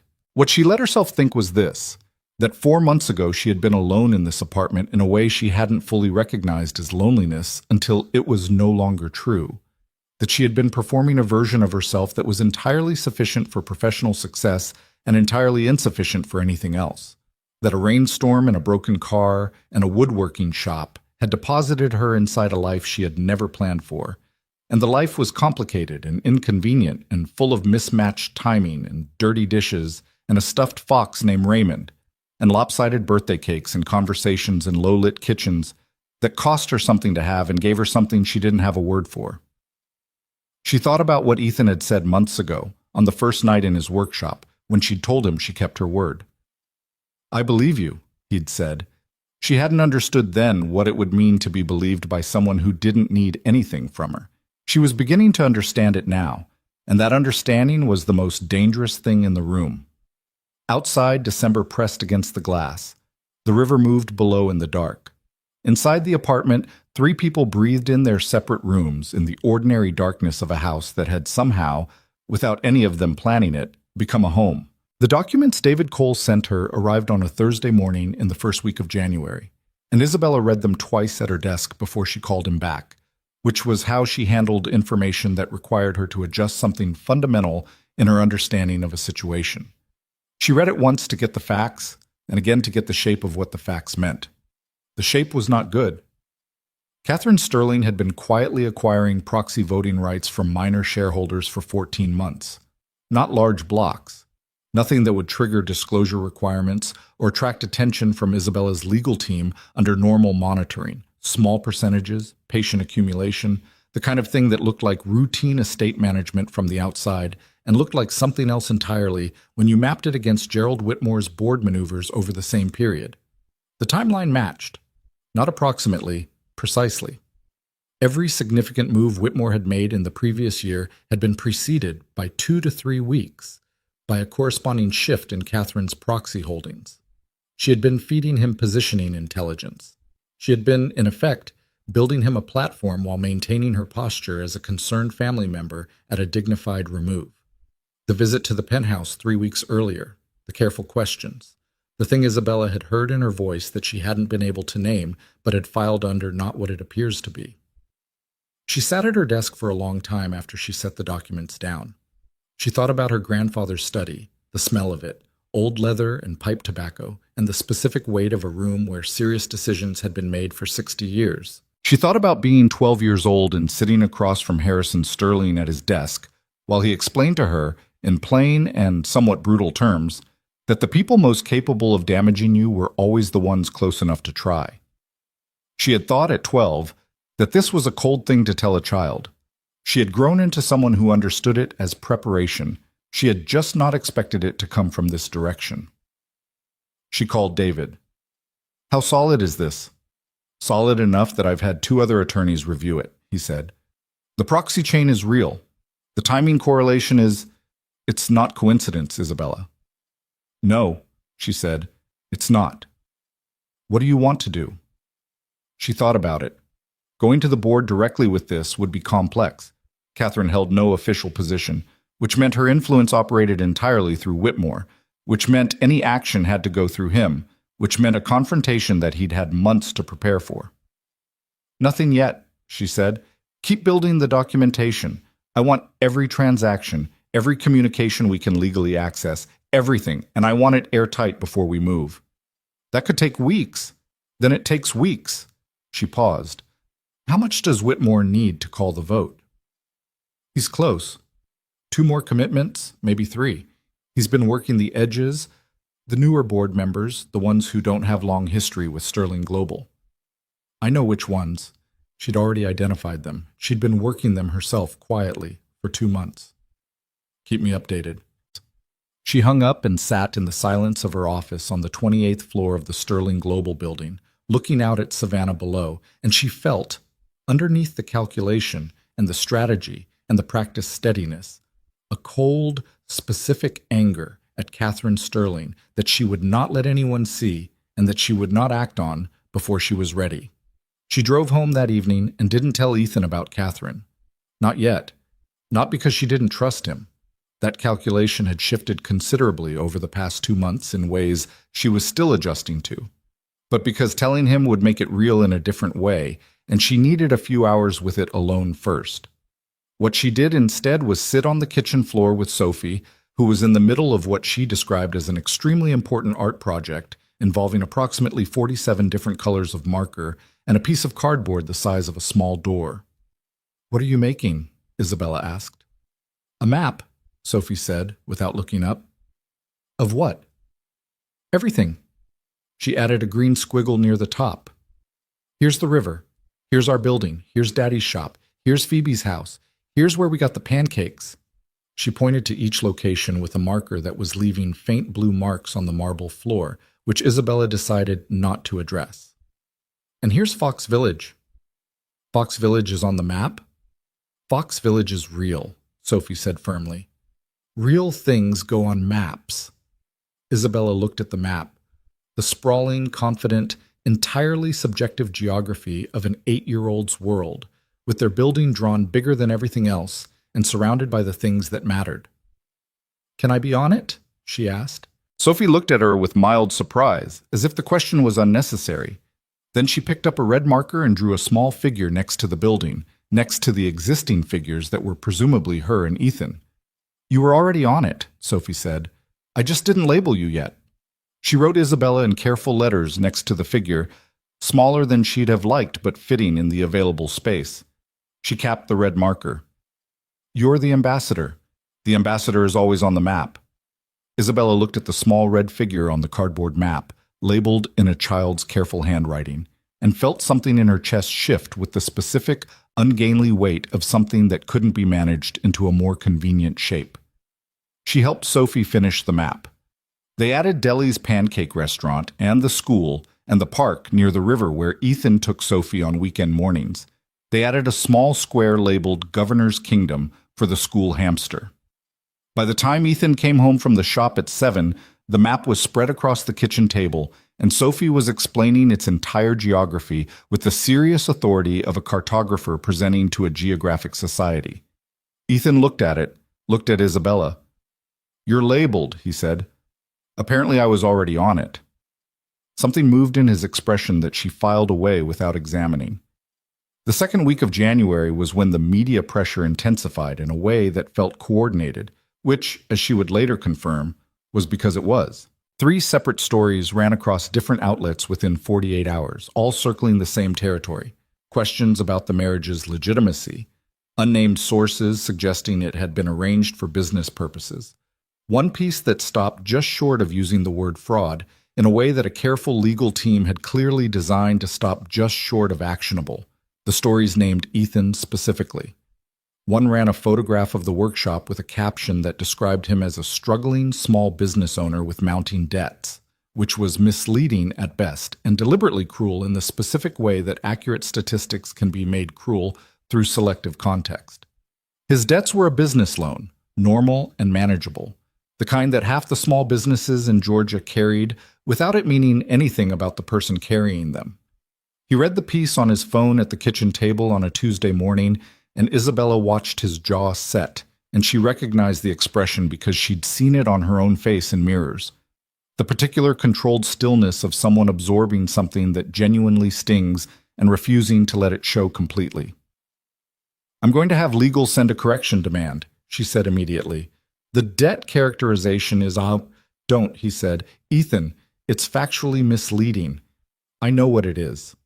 He set the phone down, face up, which was deliberate. If you send a legal demand, it becomes a bigger story. It becomes your billionaire lawyers going after a journalist over something that is technically defensible. They want the reaction. He looked at her. "You told me that, actually. Don't give them what they want." She had said that, about her own situation, 2 months ago. "This is different," she said. "This is about you." "Which is exactly why I'm telling you to leave it." He pushed the phone to the center of the table, creating distance from it. "I'm not made of glass. I can handle a newspaper article. It's not just an article, it's a pattern. This is coordinated. These 3 stories in 48 hours, they're not independent. Someone is feeding." "I know," he said. "I can see that too." He looked at her directly. "And I know you know who." She was quiet. "You've known for a while," he said. It wasn't an accusation, just a read. 2 weeks, she said. "I was building documentation before I said anything." "Because you handle things alone." "Because I handle things correctly before I involve other people." "Those aren't the same thing either," he said, which was a callback to something she'd said about her father in November that she hadn't expected him to remember. She should have known he would. He remembered things the way he caught the book in the workshop, without making a show of it, instinctively, because he was paying attention. She told him about Catherine. All of it. The proxy acquisitions, the timeline correlation, the visit, the questions about whether the marriage was real, the note she hadn't been able to name until she had the documentation. He listened.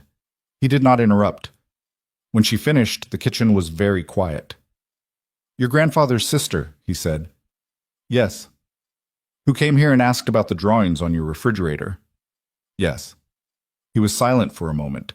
He turned his coffee mug in its slow circle, which she'd learned was what he did when he was processing something large. "I'm sorry," he said finally. It's a specific kind of bad, when it's family." "It's not." She started the sentence and couldn't finish it the way she'd intended. "It's not a surprise, that was true. It doesn't hurt. That was less true than she wanted it to be. She'd spent 2 weeks telling herself she wasn't surprised, which was not the same thing as not being hurt, and she was beginning to internalize this distinction in a way that was Ethan's influence specifically, she knew, because he'd handed it to her in a sentence about her father months ago, and she'd been carrying it since. "It's fine," she said instead. He looked at her with the expression that meant he was letting that stand without agreeing with it. "What's your move?" he asked. "Documenting everything. When it's airtight, I take it to the board directly and let them decide whether they want to be associated with someone who has been running a 14-month proxy manipulation campaign against the company they govern." "And Whitmore?" "Whitmore falls with Catherine when the mechanism is exposed. He can't call a legitimate vote once the board knows his coalition was built on information fed from inside the family." "How long?" 2, 3 weeks, maybe less." He nodded slowly. Okay, she said. "I thought you might—" She stopped. "Might what?" "Try to talk me into a different approach. Something less confrontational?" He almost smiled. "It's your company. You know the board. I know woodworking. I'm not going to tell you how to manage a corporate crisis." "You've given me advice before." "About your feelings. That's different." He stood, picked up his mug. "On the professional side, you're the expert. I trust you to handle it." She looked at him. The word trust sat in the air between them, plain and direct, and she thought about how rarely anyone had said it to her without a qualifier or a condition or an underlying ask. "Thank you," she said. "Yeah." He rinsed the mug. "Now I have to go be a struggling small business owner with mounting debts." She almost laughed. It came out shorter than a laugh, more like an exhale with some warmth in it, but he heard it and it seemed to be sufficient. The crack appeared 3 weeks later, and it appeared from the direction she had not been watching. She had been watching Whitmore. She had been watching Catherine. She had been managing the board and the media and the documentation and the calendar and Sophie's school events and the apartment and all the moving pieces of a life that had expanded considerably beyond its original parameters. She had been watching everything. She had not been watching herself. It was a Saturday afternoon in late January. Sophie was at Phoebe's house. Ethan was at the workshop. Travis had called in, some kind of family thing, and a client was coming to look at a custom commission. Isabella was home alone, which happened rarely now, and felt different than it used to, the apartment's silence no longer comfortable but merely empty in the specific way of a place accustomed to being occupied. She was on a call with a Hong Kong investment group when the second call came through on her other line. She glanced at it. Marcus. Driver. She declined it and kept talking. Marcus called again 4 minutes later. She declined again. Then her assistant called, which meant something had happened that Priya considered worth interrupting for, and Isabella said to the Hong Kong group, "I need 30 seconds," which was not something she said ever in calls of this importance. She clicked over. "There's something on the wire," Priya said. A statement from a source identified as a sterling global insider. "It's... Isabella, it says your marriage is a business arrangement and that you're planning to divorce as soon as the board situation resolves." Everything went very still. "How detailed?" Isabella asked. "Specific enough that it's credible." "Contract timeline." "The terms." Priya's voice was careful, professional, deeply unhappy. "It's been up for 20 minutes. It's moving fast." Isabella closed her eyes, opened them. "Hold on." She clicked back to the Hong Kong call. "I apologize. I have an emergency I need to address. My assistant will reschedule." She ended the call before they'd finished responding and sat in the silence of her apartment for approximately 10 seconds, which was how long it took to understand what was happening and what it meant. The source was either Catherine or someone Catherine had access to. The information, the specific terms of the contract, the timeline, the intent, that information had come from somewhere inside the legal arrangement, which meant either David Cole's office had been compromised or someone had accessed documents they shouldn't have. Both possibilities were serious. The second was potentially criminal. But those were problems for the next hour. The problem for right now was that Ethan didn't know this was coming, and he was going to find out, and she needed to be the one who told him before he found out from a headline. She called him. He picked up on the second ring. "There's a story," she said. "It's going everywhere. It says the marriage is a business arrangement." A pause. "How specific?" "Specific." Another pause, longer. "Okay." "Ethan, I'm finishing something with a client," he said. His voice was very level. "I'll be home in an hour." The call ended.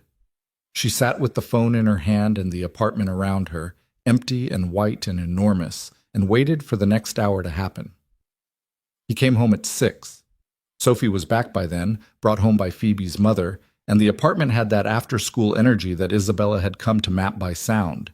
Shoes at the door, bag on the chair, Sophie's voice carrying from the hallway.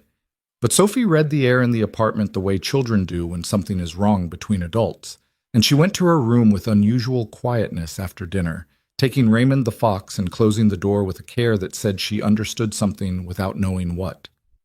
Ethan and Isabella sat at the kitchen table. "Tell me what happened," he said. She told him everything. The statement, the specific details that had leaked, the probable source, what it meant for the board situation, what it meant for their exposure. She was thorough and precise, and she watched his face while she talked, and what she saw there was more complicated than she'd been prepared for. He wasn't angry, exactly. Or he was, but underneath the anger there was something else. Something more structural, a kind of settling into a conclusion he'd been holding off. When she finished, he was quiet for a long time. "The contract details," he said finally. "Those came from legal files." "Yes." "Which means someone accessed them." "Yes." "We're investigating a..." "But the details themselves, the timeline, the terms, those are accurate." She heard what he was actually saying. "Yes, they're accurate." He nodded slowly. His hands were flat on the table, fingers spread, the way he braced himself when he was thinking hard about something that cost something to think about. She'd seen this before. She knew what came after it. "This was always the arrangement," he said. It wasn't an accusation. It was the sound of someone locating himself, finding the ground. "Yes," she said quietly. 6 months, clean exit." He looked up. "We're at month 4. "Ethan, I'm not saying it to hurt you. I'm saying it because I need to be honest about what's actually been happening." He pressed his palms down on the table.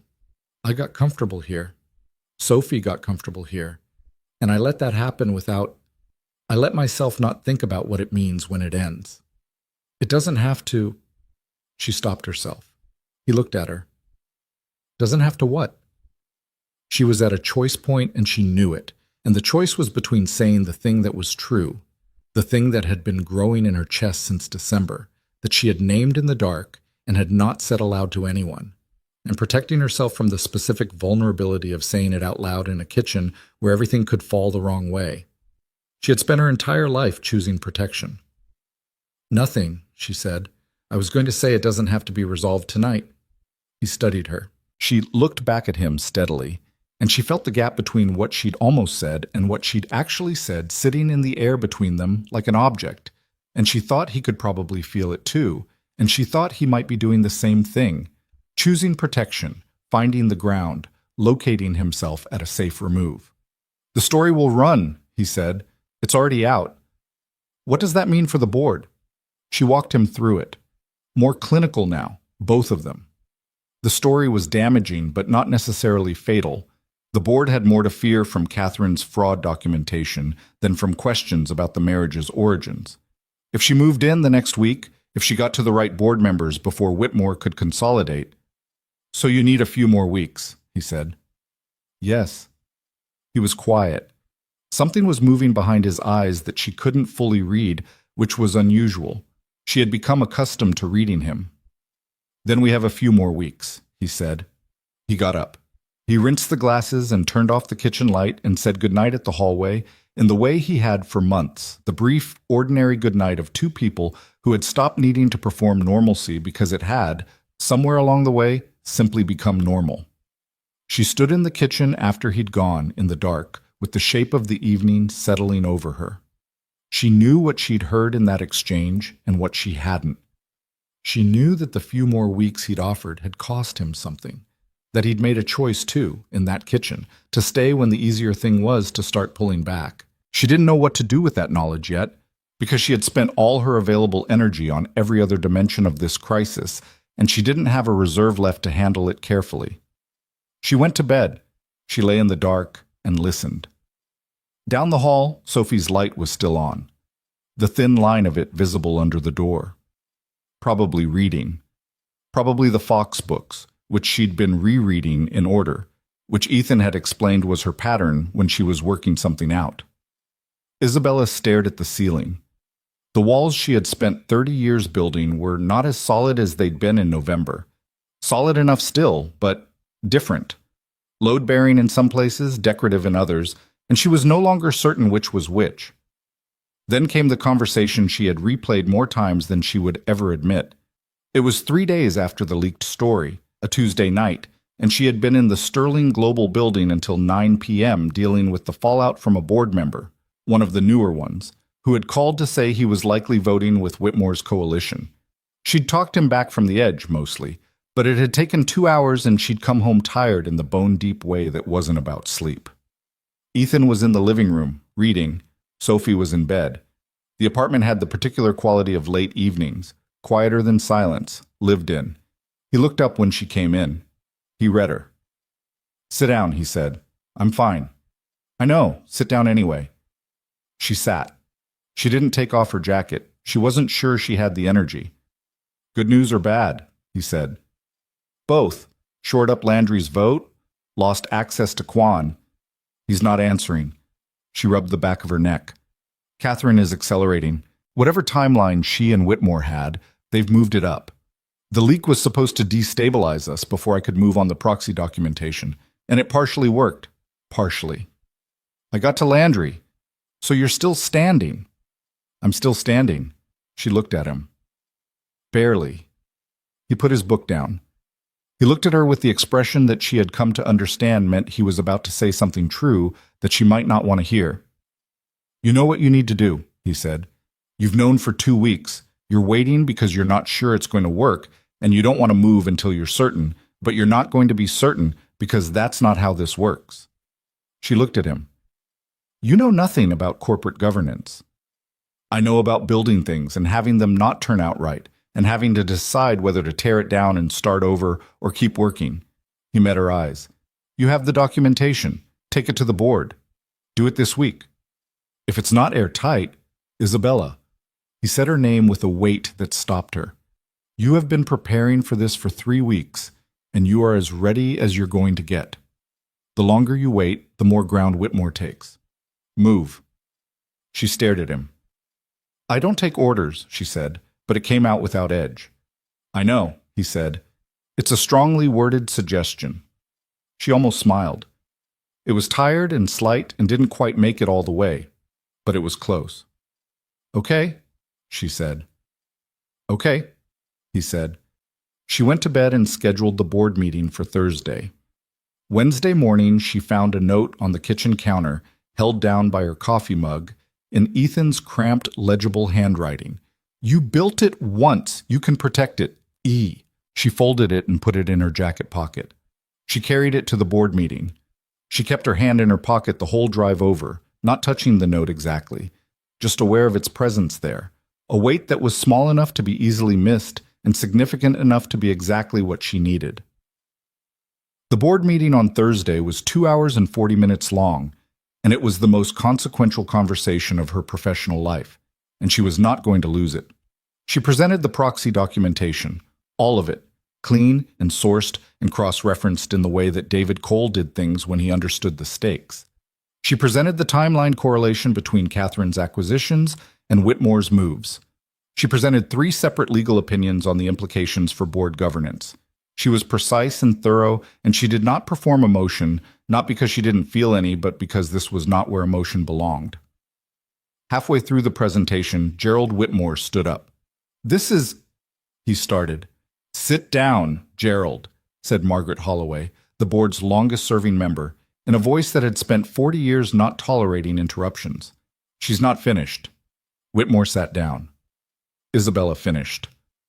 The room was very quiet when she was done.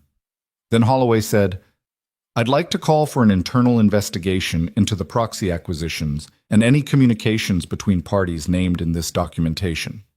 Seconded, said Landry immediately. Whitmore said nothing.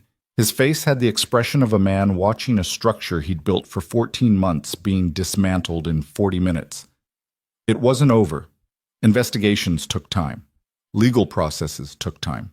Catherine would retain counsel, and the process would stretch across months before any formal resolution. But the momentum had shifted, and in a boardroom, momentum was everything. The coalition Whitmore had assembled was not built on loyalty. It was built on perceived advantage, and perceived advantage was a thing that evaporated in the face of clear documentation and Margaret Holloway's voice calling for investigations. Isabella drove home. She sat in the parking garage for a few minutes before going up, in the silence of the car, in the fluorescent light that made everything look slightly unreal. It was done. Not finished, not for months, done, but done in the way that mattered. The ground shifted back toward solid. She thought she would feel more. She felt tired and relieved, and underneath both of those, in the place she'd been trying not to look directly, she felt the thing she'd almost said in the kitchen 4 days ago rising again. Insistent, unscheduled. She went upstairs. Ethan was in the kitchen. Sophie was already in bed. He looked at her face when she came through the door, and something in his own face changed. A quiet, settling relief. Well? He said. Holloway called for an investigation. Whitmore's coalition is going to fracture. She put her bag down. It worked. He exhaled. Not loudly, just completely. The long breath of someone who has been holding something and can put it down. Good, he said. Yes. They looked at each other across the kitchen, and there it was. The thing she had not been watching for, the thing she had not protected herself from in time. The space between them filled with something that was not professional and was not strategic and was not on any contract anywhere, and for one long moment, neither of them moved to close the gap or pretend it wasn't there. Then Ethan said, quietly, "I should check on Sophie." And he moved, and the moment sealed over the way moments do, like water closing over a stone, and everything looked the same on the surface and nothing was exactly the same underneath. She stood in the kitchen alone and pressed her hand flat against the counter, the cool marble surface, solid and cold and real, and tried to locate the ground. She couldn't quite find it, because 3 days later, Ethan left. She had not seen it coming with the clarity she should have, which was her own failure, and she would own that. She had been watching the board and the legal situation and the documentation, and she had not been watching the man in her apartment who had been going quieter for a week and looking at Sophie with the particular expression of someone calculating something difficult. He didn't leave dramatically. There was no explosion, no final confrontation. He told her on a Sunday morning in the kitchen while Sophie was still asleep. "I think Sophie and I need to go back to the house," he said. She looked up from her coffee. "What happened?" "Nothing happened." He sat down across from her. "That's sort of the problem." She didn't understand. "I came into this with a plan," he said. 6 months, clean exit. I've spent 4 months telling myself that the plan was still the plan, and—" He stopped. He pressed his hands flat on the table. "Sophie called you Mom. Not to your face. To her teacher, to Phoebe's mom, to me once, by accident, and she looked mortified. She's 8, and she's already building something in her head that—" "Ethan, I can't let her finish building it," he said. "Because when the 6 months are done, and we go back to our house, and you go back to your life, what she's built is going to come down, and she's already lost one." His voice shifted, tightened, held. "She's already lost one person she didn't expect to lose. I'm not putting her in the way of that again." Isabella was very still.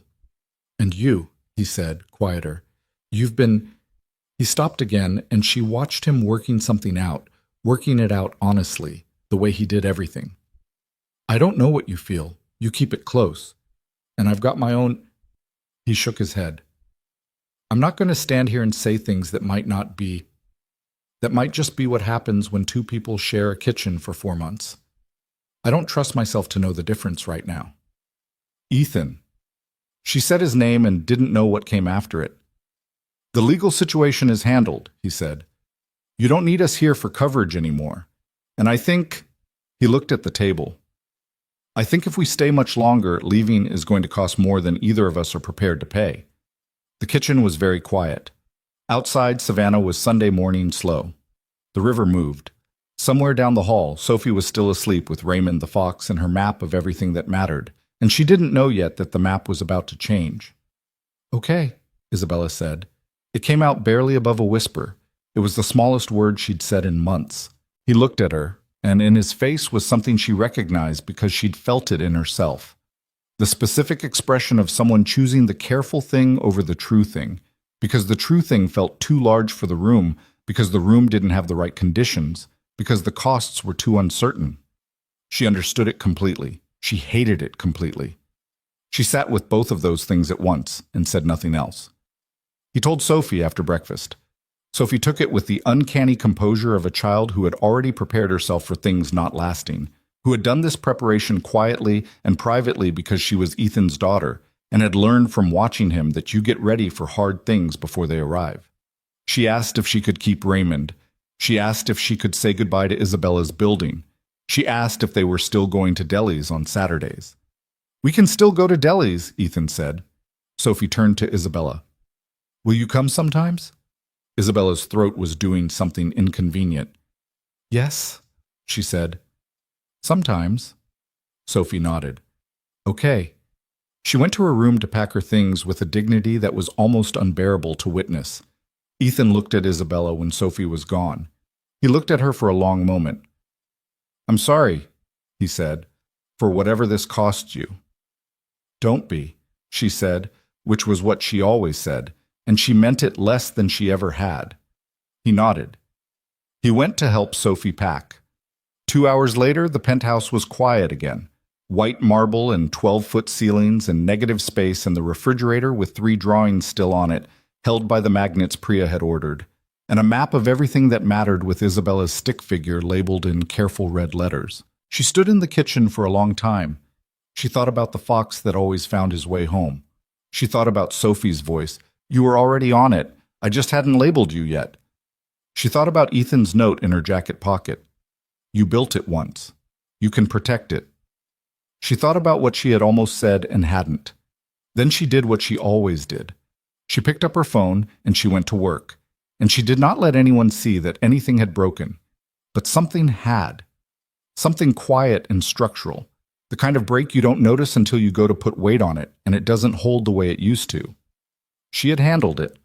That was not the same as it being okay. The apartment was the same. That was the thing that kept catching her. It was precisely the same as it had been before October. Before the rain, before the woodworking shop, and the landline phone, and the coffee that was black and slightly too hot. Same marble floors, same 12-foot ceilings, same view of the river from the floor-to-ceiling windows that Sophie had pressed her palms against on the first day and said it was like living inside a cloud. Isabella had not moved a single piece of furniture. She had not rearranged anything or reclaimed any space or returned the penthouse to its original configuration. She had not taken the drawings off the refrigerator. She told herself this was because she hadn't gotten around to it. She was busy. The investigation into Catherine's proxy scheme was ongoing. The board was in a period of reconstruction. David Cole was sending her documents at a rate that required a dedicated folder on her desktop. She was busy. The refrigerator was not a priority. This was not entirely true, and she knew it. She was still working 15-hour days, which was normal.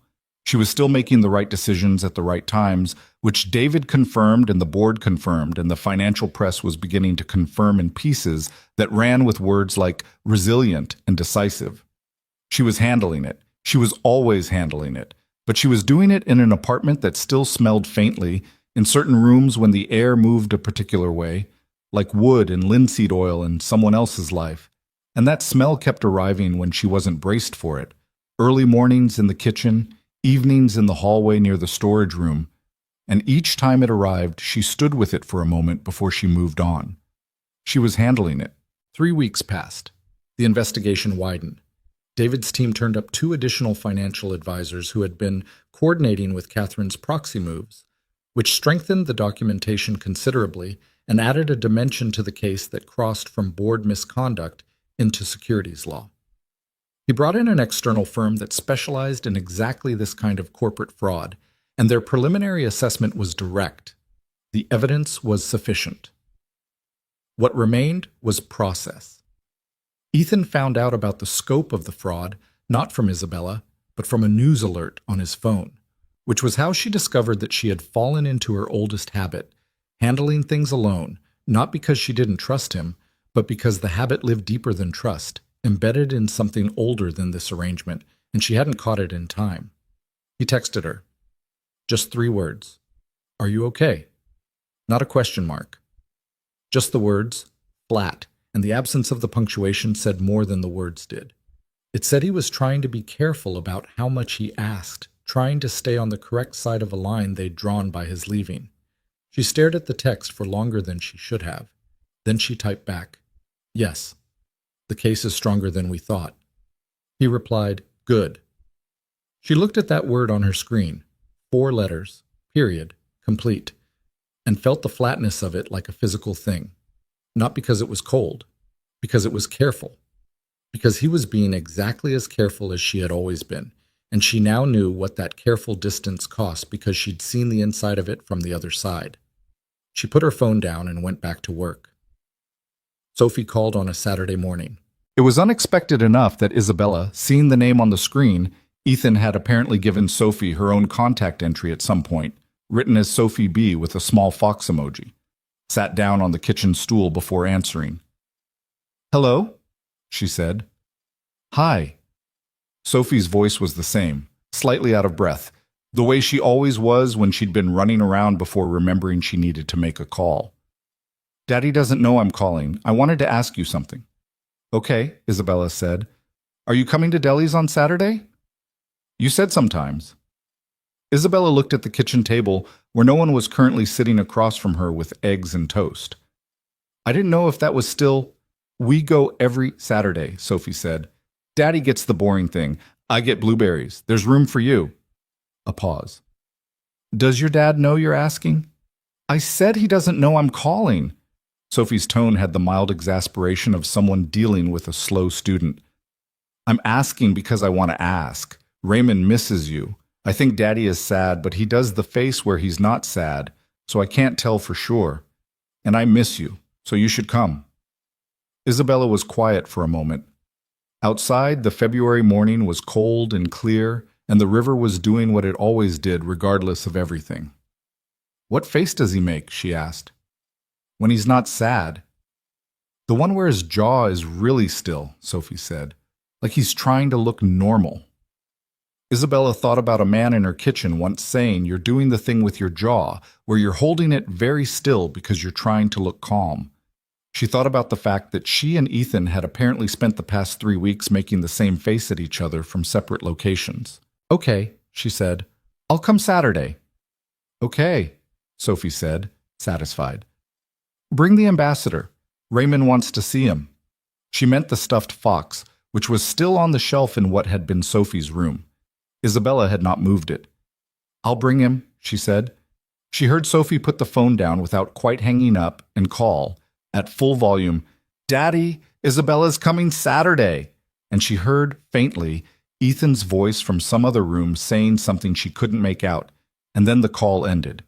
She sat in her kitchen for a while after that, with the fox on the shelf down the hall, and the drawings on the refrigerator and the faint smell that came and went, and she thought about what it meant to choose protection over truth so many times that the protection became the thing you were protecting instead of the thing underneath it. She had spent 30 years building walls and calling them competence. She had been so careful, so consistently careful, and careful had kept her standing and kept her company and kept everything she'd inherited and rebuilt, and careful had also, without her particularly noticing, kept out everything else. Ethan had not been careful. That was the thing she'd been circling without landing on. He had shown up in his own life, the grief, the daughter, the workshop, the dinners, the blanket fort, the note on the counter, with a consistency that wasn't about safety. He put things down in front of people and let them matter, and accepted that mattering was a risk. He had done that with Kara. He had done it carefully but genuinely with Sophie. And somewhere in 4 months of kitchens and Sunday papers and low-lit conversations, he had started doing it with her. And she had stood in a kitchen and chosen the careful thing. She picked up her phone and called David. The board meeting next week, she said. I want full transparency. Everything we have on Catherine and Whitmore goes to every board member simultaneously. No pre-briefings, no managed rollouts. Everyone gets the full picture at once. David was quiet for a moment. That's a riskier approach than, I know. Do it anyway. Another pause. Can I ask why the change? Because managed rollouts are about controlling the narrative, she said. And I'm done managing narratives. There was a silence on his end that she recognized as him recalibrating. Okay, he said. Full transparency. Full transparency, she confirmed. She hung up. She stood at the window and looked at the river, and she thought about a fox who always found his way home. About an 8-year-old who said you were already on it, I just hadn't labeled you yet. About a man who had said, I believe you in a woodworking shop in the rain, before he had any reason to. She thought about what she was going to say on Saturday morning at Deli's. She had not planned speeches in her personal life before. She planned them constantly in her professional one, knew every word before she walked into every room. But this was different. She was going to walk into a diner and sit across from someone she had almost said something to and hadn't, and she was going to say it. And she did not know how it would land, and she was going to say it anyway. The week moved as weeks do when you are waiting for something, slowly in the days and suddenly in the hours. The board meeting happened on Wednesday. Isabella presented the full documentation, all of it, simultaneously to every board member in the room. No narrative management, no prepositioned allies. Just the evidence and the truth of it laid flat on the table. The room was quiet for a long time when she finished. Then Margaret Holloway said, Catherine Sterling should have her proxy rights formally revoked pending the conclusion of the legal process. It passed unanimously. Gerald Whitmore abstained, which was the only vote he had left to cast. He resigned from the board the following morning by email, without a statement, which was the quiet final sound of a structure collapsing. She drove home on Wednesday evening, and for the first time in months, maybe longer, she sat in her car in the parking garage and did not immediately reach for her phone. She sat in the quiet for several minutes. She thought about her grandfather, who had worried about her being alone. She thought about the clause he'd put in the will and what Catherine had said about it, that maybe the clause was never about the company, that maybe it was a push.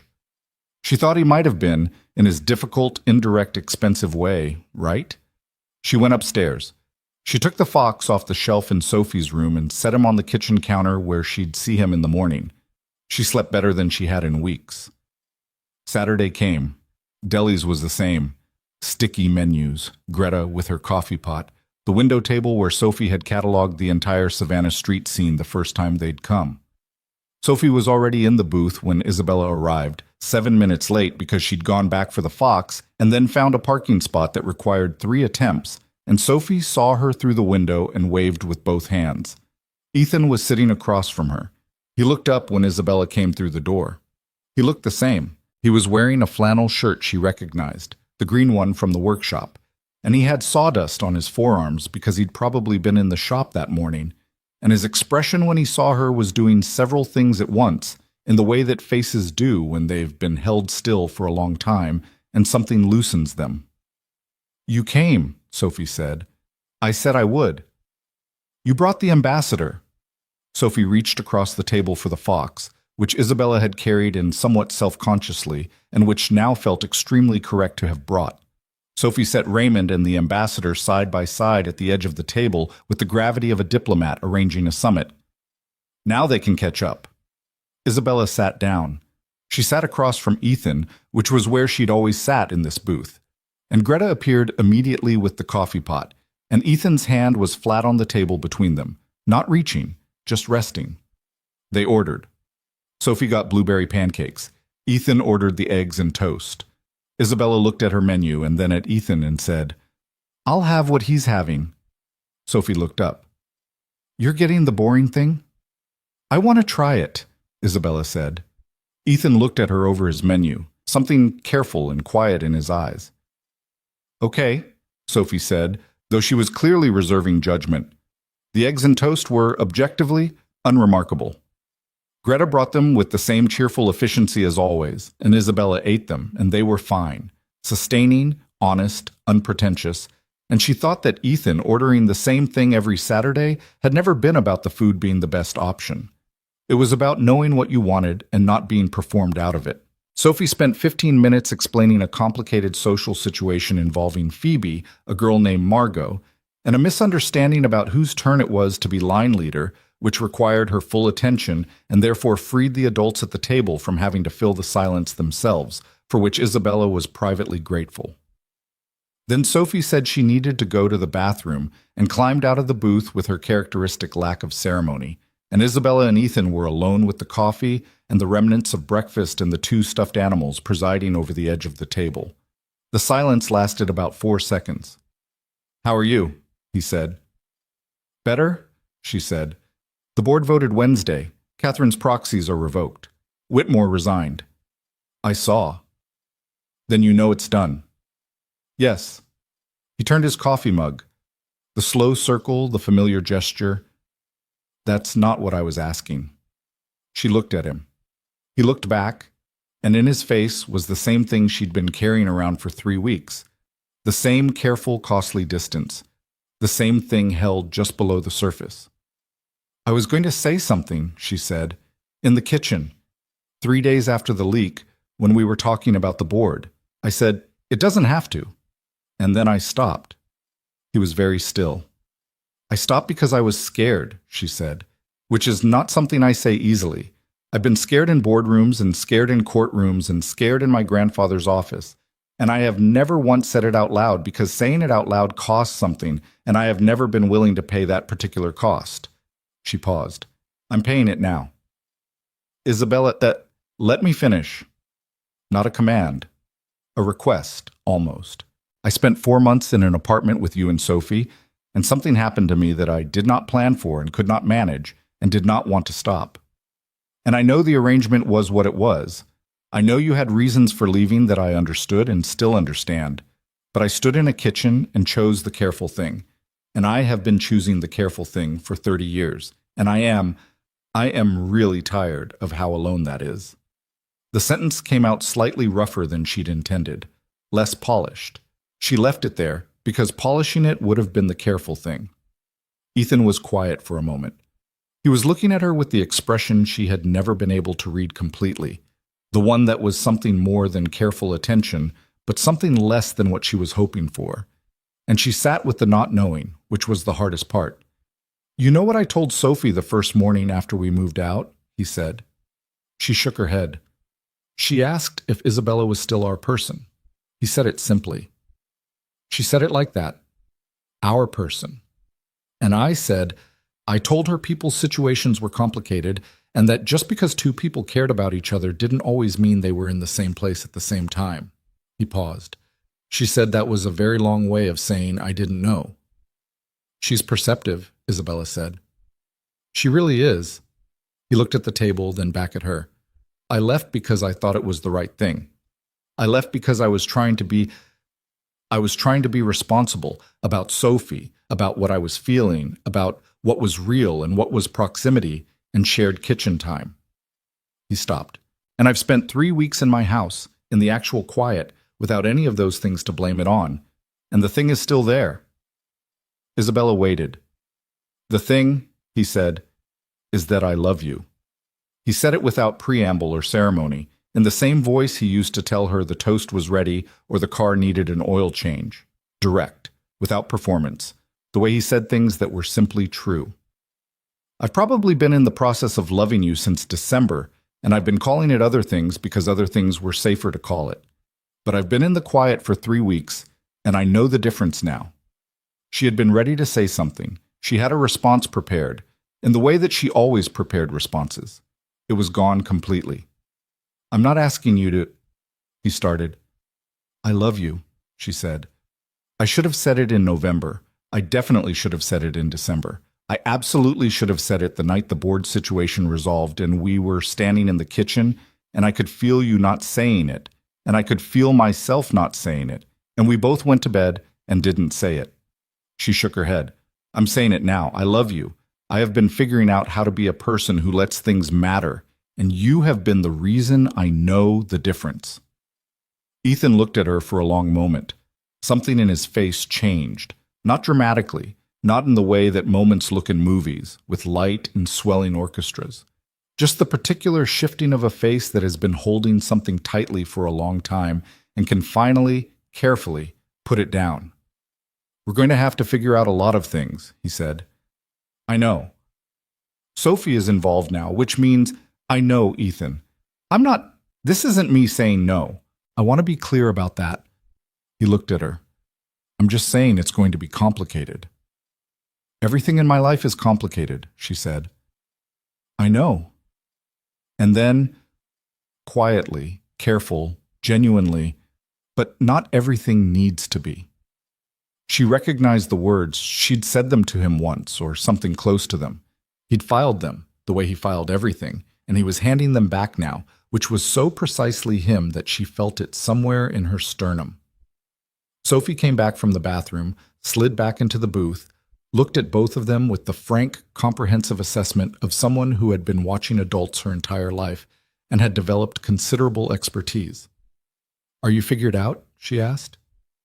Getting there, Ethan said. Okay. She picked up her fork. I'm going to need more pancakes. Greta was summoned. More pancakes were ordered. The table settled back into its Saturday rhythm. Sophie talking, Ethan listening, Isabella sitting in a booth at Deli's eating eggs and toast that were unremarkable and somehow exactly right, with the 2 stuffed animals still conducting their summit at the edge of the table.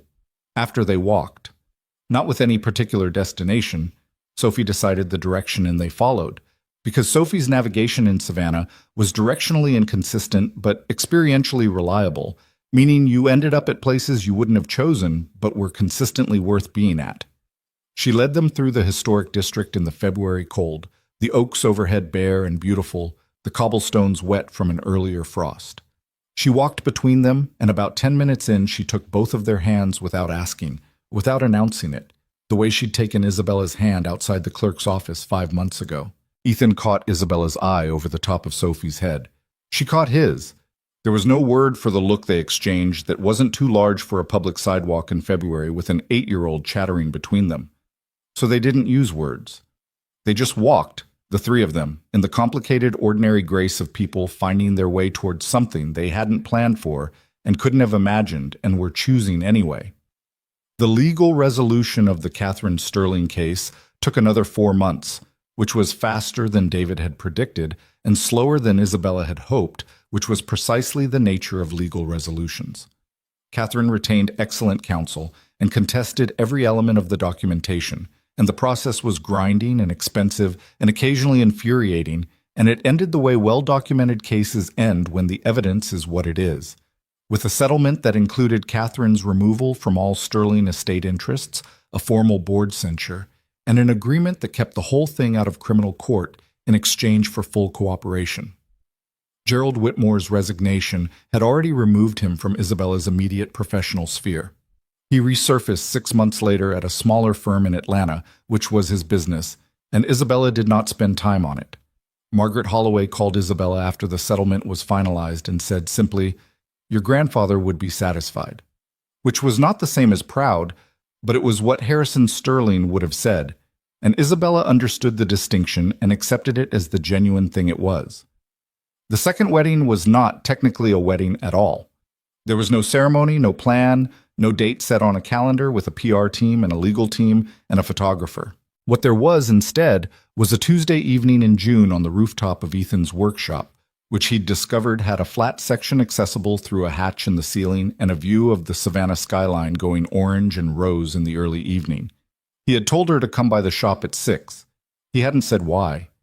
She'd come, in a summer dress because it was June, and the formality of her work clothes felt wrong for a Tuesday evening at a woodworking shop, and Travis had let her in and pointed at the ceiling with a grin that suggested he had context she didn't, and she'd climbed the hatch.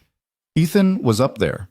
He'd brought 2 folding chairs and a bottle of wine and the kind of nothing else that communicates more than elaborate preparation. The city was spread out below them, the river catching the sunset, the oaks in the squares visible from this height as dark round masses of green. He handed her a glass. They stood at the edge of the roof and watched the light change. "I wanted to ask you something," he said. "Okay," she said. "Last time we did this, the whole legal contract formal arrangement version, it was because you needed something and I was the closest available option." He paused, and in the pause was something she recognized as him being careful not with his feelings, but with his words, choosing the ones that were exactly accurate. "I've been thinking about the difference between what that was and what I actually want to ask." She looked at him. The light was doing something specific to his face, the orange of it warm against his dark eyes, and he looked like himself, completely, imperfectly, fully himself. "The first time I married you," he said, "it was because 14,000 people needed their jobs, and you needed a solution, and I couldn't think of a reason good enough to say no." He looked at her directly. "This time I want to marry you because I've spent 8 months watching you figure out how to let things matter, and I want to be the person next to you while you keep doing that. And I want Sophie to grow up in a house where she can see what it looks like when 2 people choose each other, not because it's convenient, but because it's true." He reached into his jacket pocket.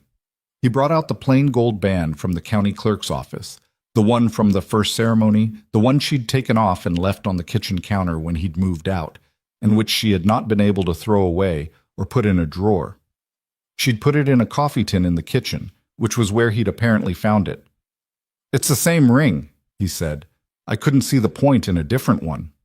"It's a good ring," she said, which was not the most romantic sentence ever spoken, but was true, and truth between them had always mattered more than performance. "Yeah," he said. "Is that a yes?"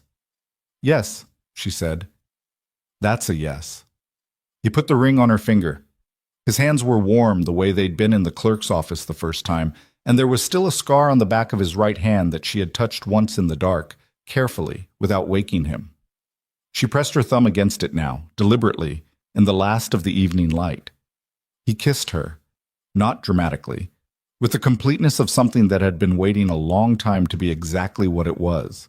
Below them, from somewhere in the shop, Sophie's voice. "Is it done? Travis said I have to wait, but I want to know." Ethan put his forehead against Isabella's and almost laughed. "She's been down there for 20 minutes. You told her. She was going to figure it out anyway. She always does." "Daddy." He raised his voice. "Yes, Sophie." "Is she staying?" He looked at Isabella. She looked at him. "Yeah, Bug," he called. "She's staying." A pause. Then, "Okay. Travis says there's ice cream." "There's ice cream," Ethan confirmed to Isabella, as if this required clarification. "Of course there is," she said.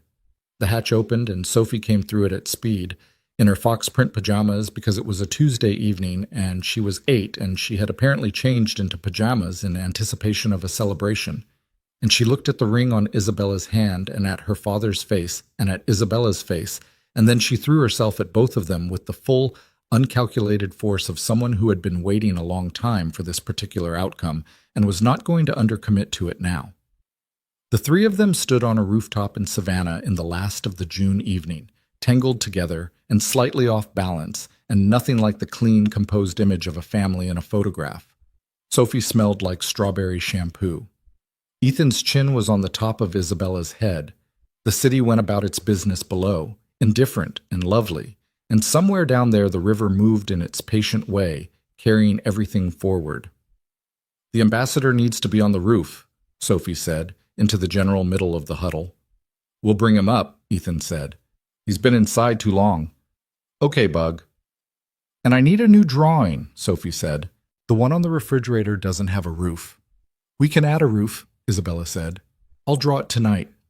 Sophie pulled back and looked at both of them with the comprehensive survey of someone confirming her accounting.